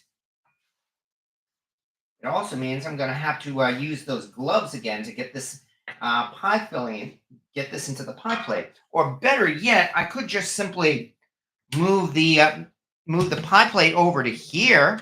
God, what a concept that might be. Here it is. Cast iron pie plate. All right. That means, yeah, I'd eat that right out of the skillet. Oh yeah, definitely. This is smelling like, well, what can you say? Apple heaven. So, let's see if I can get a good view of doing both of these. Here we go. Here we go. Don't want to spill it like that. Of course I did. I always do. But that's all right. I'll just pick it up. Spread it out evenly so that, again, there are less chance of there being gaps.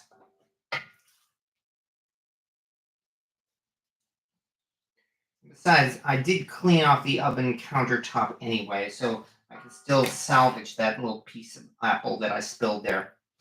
Spread it out evenly. Yeah, I think you might want to see more of that.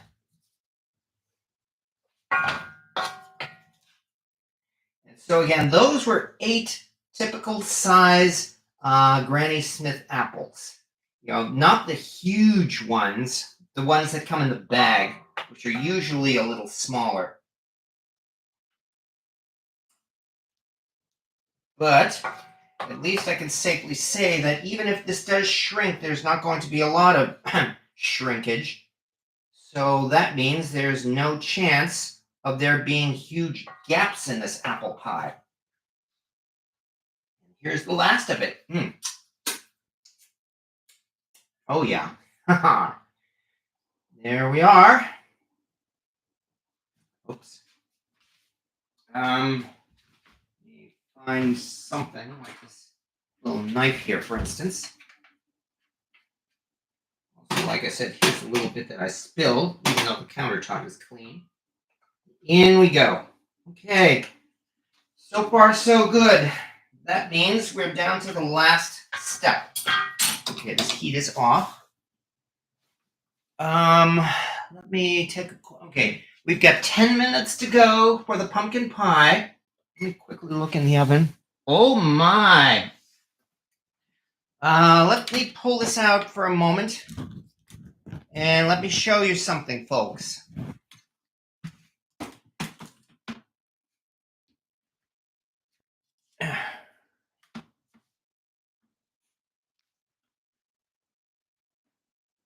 Even though my oven door is extremely dirty, I hope you can see that. That pie is definitely expanding. So far, so good. As I mentioned, that was the first one of the first recipes that I cobbled together, and I'm quite happy about that. All right, yeah, I don't blame you at all, alley-oop. I can fully understand. Road trip to Boston tomorrow to be with family. Congratulations on that. Yeah, I mean, as I said, tomorrow's Thanksgiving. I can fully understand. I mean, anybody who needs to go, please go. I mean, after all my channel is a distraction. I have to be completely honest about that. I mean, hopefully it's an entertaining distraction, but still. Anyway, now that we've done that, get out the wax paper for part 2.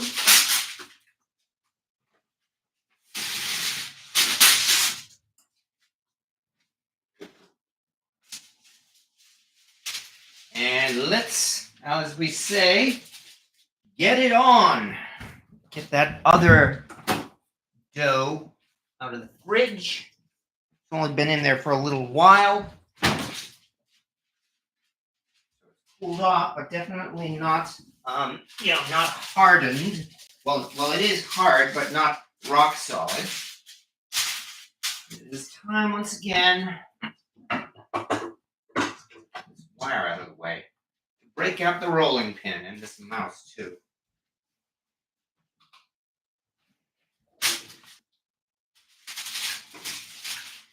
hardest part of this is starting it out. After we start it, it's much easier to do.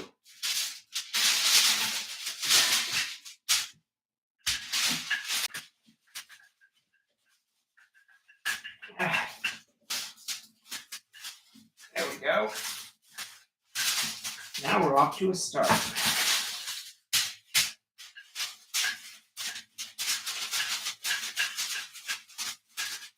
Well, I'll say one more time, I really enjoy this French-style rolling pin, and this is definitely one of those things I would recommend. Give it a try if the opportunity comes up.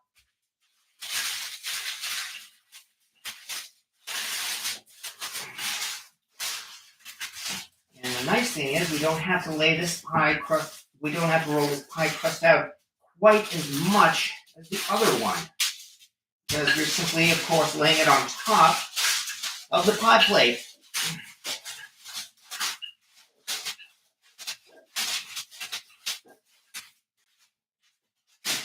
There. Except that it's scrunches up like that. There are some bakers I've seen who've been using these kind of rolling pins their entire lives to the point where their fingers are really curved upward.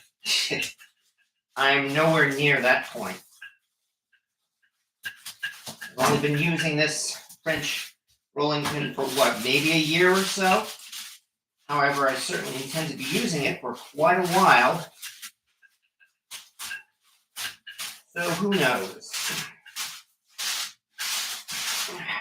Hey, yeah, be quiet. Turn this over once again.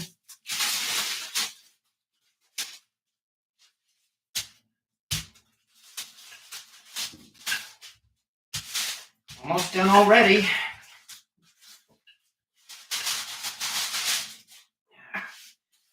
Like many things, I am not the greatest at rolling out the pie dough. And you can see that by these, again, by this big gap here. I'm sure there are folks who can do a much better job at rolling out the dough, but my philosophy is whatever works.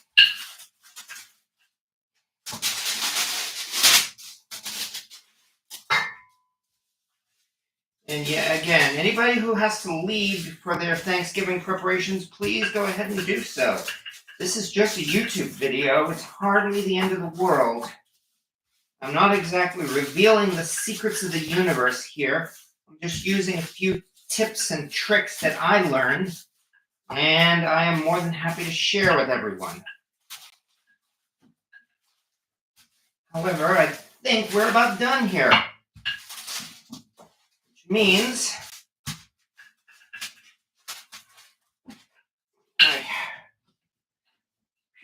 put this down, take this off, and now comes the fun part. Well, actually, that's not, whoops, shit, wait. Actually, that's not true. We're past the fun part. Now comes we are getting into the final steps here. Careful. Here it is, and here we go. Bam! Haha! Throw out these pieces of wax paper. And here's where I show you that I am nowhere near a professional baker. This is not going to be an artistic pie. In fact, it looks like I've got to cover up a little bit here. But yes, now we simply press it down onto the filling, not too hard, of course. Here's where we start rolling out the crust.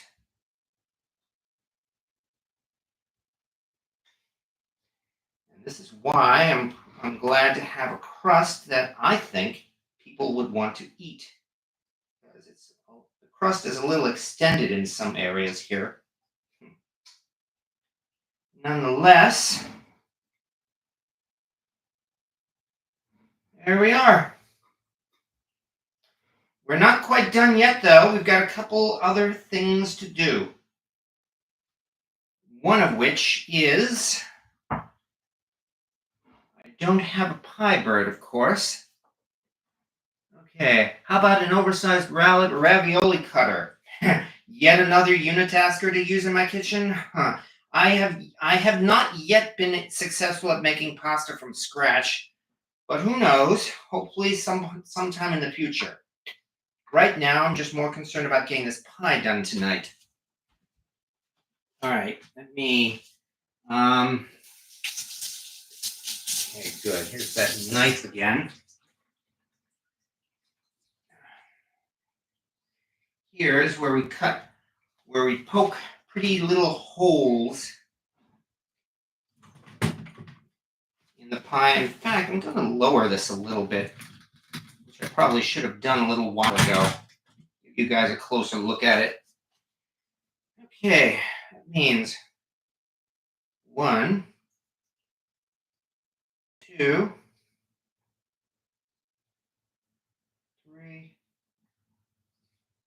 Or, and again, this and that, and the other thing. And just to be sure, notice a little bit here, a little bit there, a little bit here, and a little bit there. Now, here's the part where we embellish it. That means here's the a little bit of liquid that had drained from the apples as they were macerating. So to that, let us add an egg. Yes, it's time to do an egg wash. Uh-oh. This egg is, I'm not sure if this is a good egg. I'm going to have to dig out another egg. Give me a second. I have no idea when that egg was punctured like that, if it was punctured some time ago or just tonight. So better not take any chances. Come on, thank you. Take two. Here is an egg.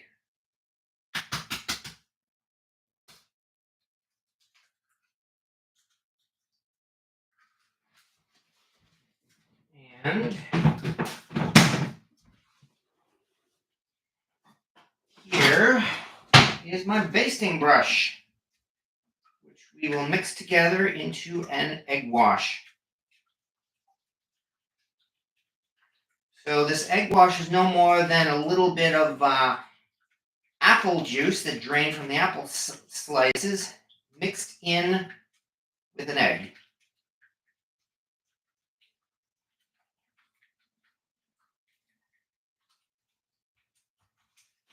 There we go. Now we can put this in the center again and start painting this with the egg wash.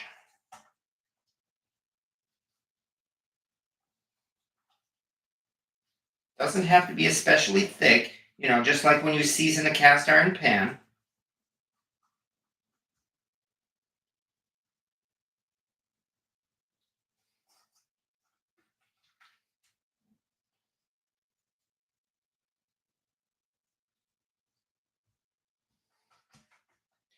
Time now. Oh, I do believe we're at about that time. Okay, better hold off for 1 second. Better get that pumpkin pie out of the oven. All right, let me move this over to the side. And dig out my trivet, because again, it's a hot pan.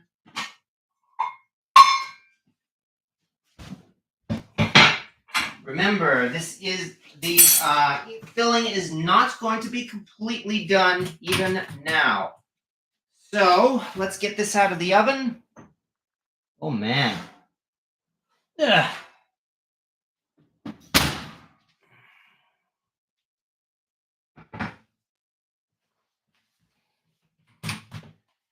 Ugh. Not bad. I think I might actually have maybe browned the outer crust a little more than I thought.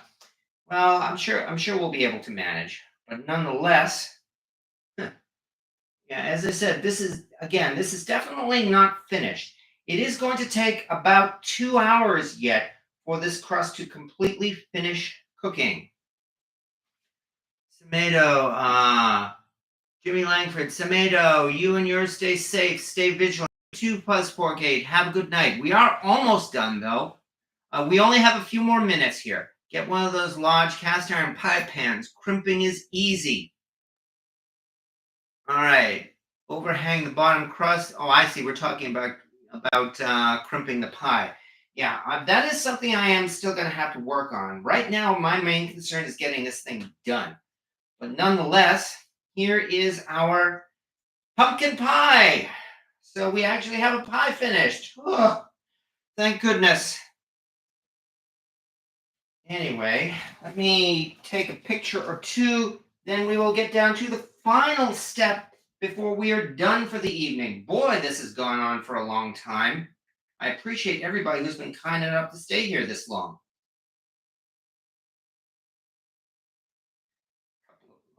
Come on, there we go. Get a picture or two.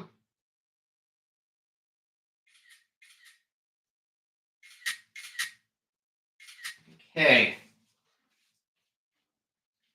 Now that we've done that, we will have to move this aside and let it cool off on its own, which means how to manage this. Move apple pie somewhere where it doesn't get into trouble. Take my glove again, move this out of the way carefully.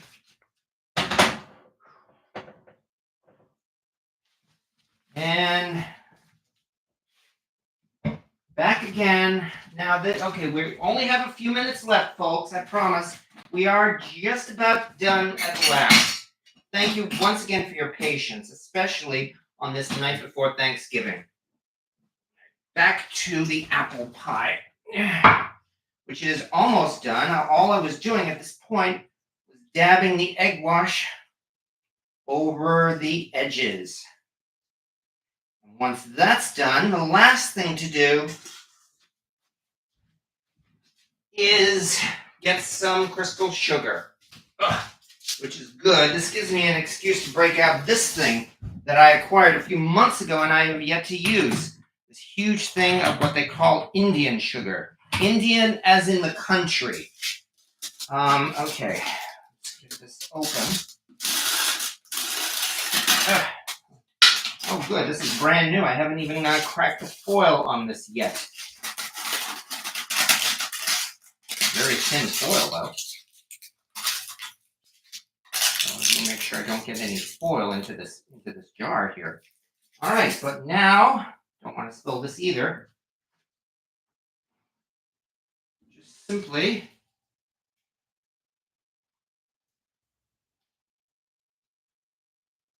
there we go. And that's it. That means at last, the oven is still at 350 degrees, by the way, because all we have to do is cook the outer pie crust. The pie filling is already cooked, so we don't have to worry about the pie being undercooked on the inside. And that means in we go.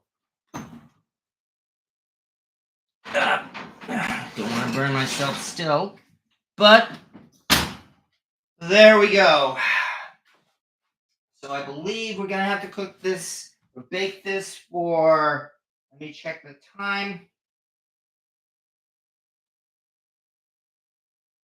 Let's see, some pie from the oven.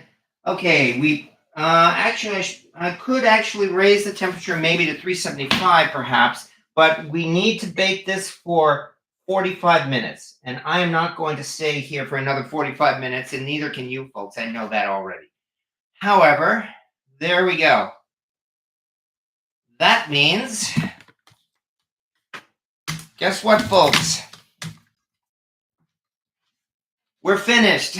Isn't it great to know that you're at the end of a video? Yes, indeed. But yeah, this did take longer than I expected, but nonetheless, at least I managed to accomplish what we set out to do. Tomorrow is Thanksgiving, and there will be 2 pies in my kitchen here to present for dessert. Pumpkin pie and apple pie. And I like how the pumpkin pie came out, and I will definitely show the apple pie when that comes out of the oven as well. Phew. But thank you very much, everybody, for your patience and for waiting and watching as all of this took place. And yes, congratulations, Fuzz. I hear, yes, you posted a skillet there on your channel. I'm certainly looking forward to that. Yeah, I posted the skillet on my YouTube channel. Dots, not feathers. Okay, Fuzz48 YouTube channel. I'll definitely have to check that out, and I guess you folks should too as well. But yes, thank you as well to John DeBois for the Thanksgiving Eve distraction, because that's definitely what this was. I was able to take out some frustration. It's been a frustrating week from work, and now we've got the results. I've got a big mess to clean up yet, and I've got to prepare some Boston baked beans to slow cook tonight, which I will do in about 45 minutes when the pie comes out of the oven. However, things are going on schedule on my kitchen, and I can only hope that they go well for yours, because here we go. Tomorrow is the big day, Thanksgiving. We've got the turkey to make, as well as all of those wonderful side dishes. And here's hoping that everybody's turkey and the rest of your Thanksgiving feast turns out even better than you expected, because well, it's a lot of fun, and but of course they put a lot of pressure on folks for putting a Thanksgiving feast together. And all I can say is that do the best you can. And but most of all, even so, even though it's a lot of work and a lot of pressure, in the end the results are almost certainly worth it. So thank you everybody for your taking your time to visit my channel tonight, because we will be doing this all again next week. Next week is the first Cast Iron Wednesday of December. Oh my God, we're getting into that time, aren't we? However, that means we're also going to be having a cast iron Q&A session, no cooking next week, which is good because I think everybody's going to still be exhausted from this week. Thank you as well to Twas, and thank you for being here all this time tonight. And thank you to Radagast and Granny Graham, Pat Z and Calamity Jane and Huggy Bear. And congratulations on the win. Yes, exactly, Buzzfork. And thank to Clico and Greg Hart. Thank you to all of you for for taking your time out to visit my channel. And to everybody else here, there are still 48 people watching, and I very much appreciate all of that. I appreciate you being here, because it's you having you folks here that makes this so much fun. And that's why I'm more than happy to be doing it all again for you next week. So everybody, enjoy yourself and have a happy and fun and filling Thanksgiving tomorrow. And we'll see you all next Wednesday.